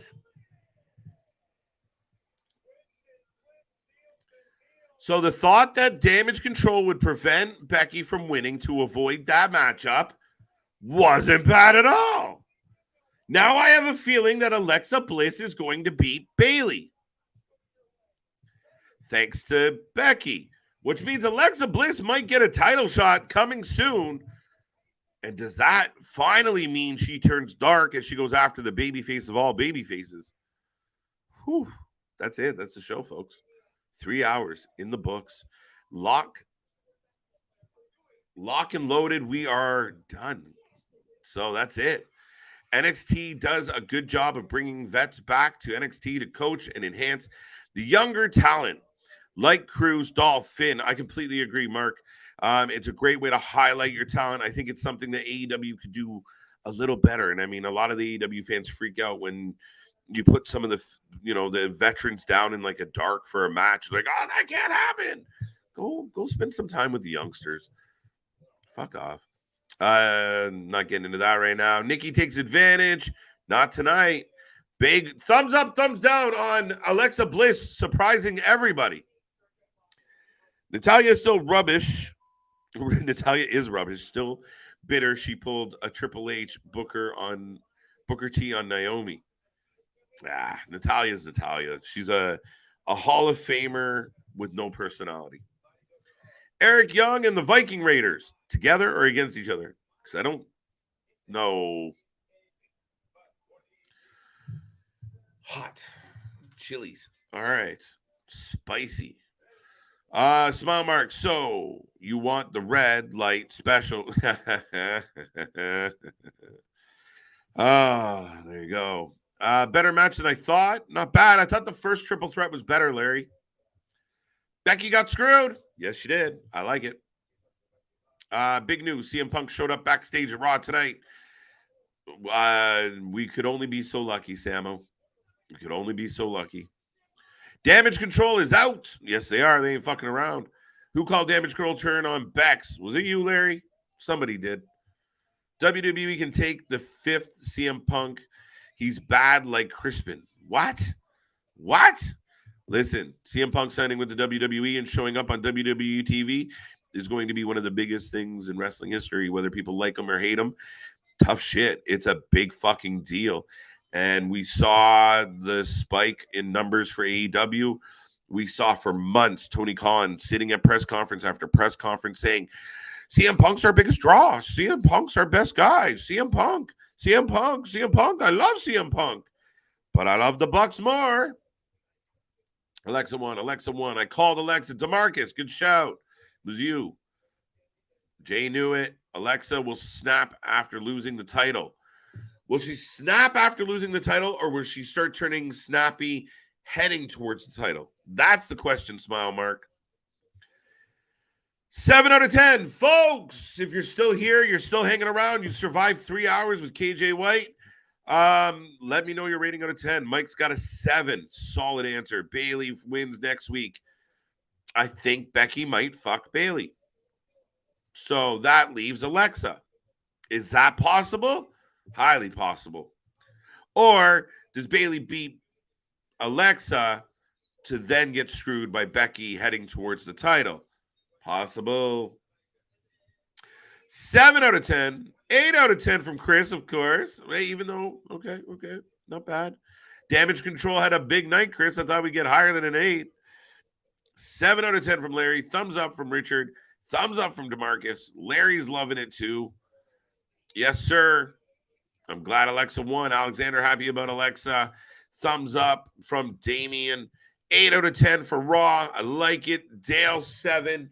And yeah, you know what, folks? I'm going to go with Dale. Going to be one of the last comments I click on as I head towards the door here tonight. But 7 out of 10. I liked it overall. The two triple threats were pretty good. The first one was better if they had switched it, but I know they wanted the big turn at the end there. Not turn, but the surprise of Alexa winning. But the second triple threat wasn't as good. The tag match was good tonight. The 6-man was kind of meh. Kind of lost a couple feels on that one. Overall, decent night. Overall, not too bad. DeMarcus with us on a 7. I'm going to say 7 as well. 9.5 from Alexander. Feeling solid. Larry says goodnight. With that being said, folks, I know I generally hang around here and talk for a while, and we go through some more comments and a post show. But after 3 hours and 5 minutes and still battling whatever I'm battling, I'm tired and I'm going to bed. And that I didn't have to tell anybody that. But that being said, thank you for being here as always. Thank you for joining us. Remember, tell everybody you know anywhere they're talking about wrestling, you let them know about the Wrasslin for Life Network. We are the alternative commentary to all the shows. We will be back tomorrow for NXT. We will be back Wednesday for Dynamite. Thursday, we don't know what we're doing yet. The weekly podcast is on Thursday, but we might have a couple tricks up our sleeve. Friday doubleheader. Marathon Saturday. We got a mega stream. Mega on Saturday. So, thank you. I appreciate everyone out there. Nick says their stuff's real and authentic and all that fun stuff. And I say, see you on the flip side. Bye-bye.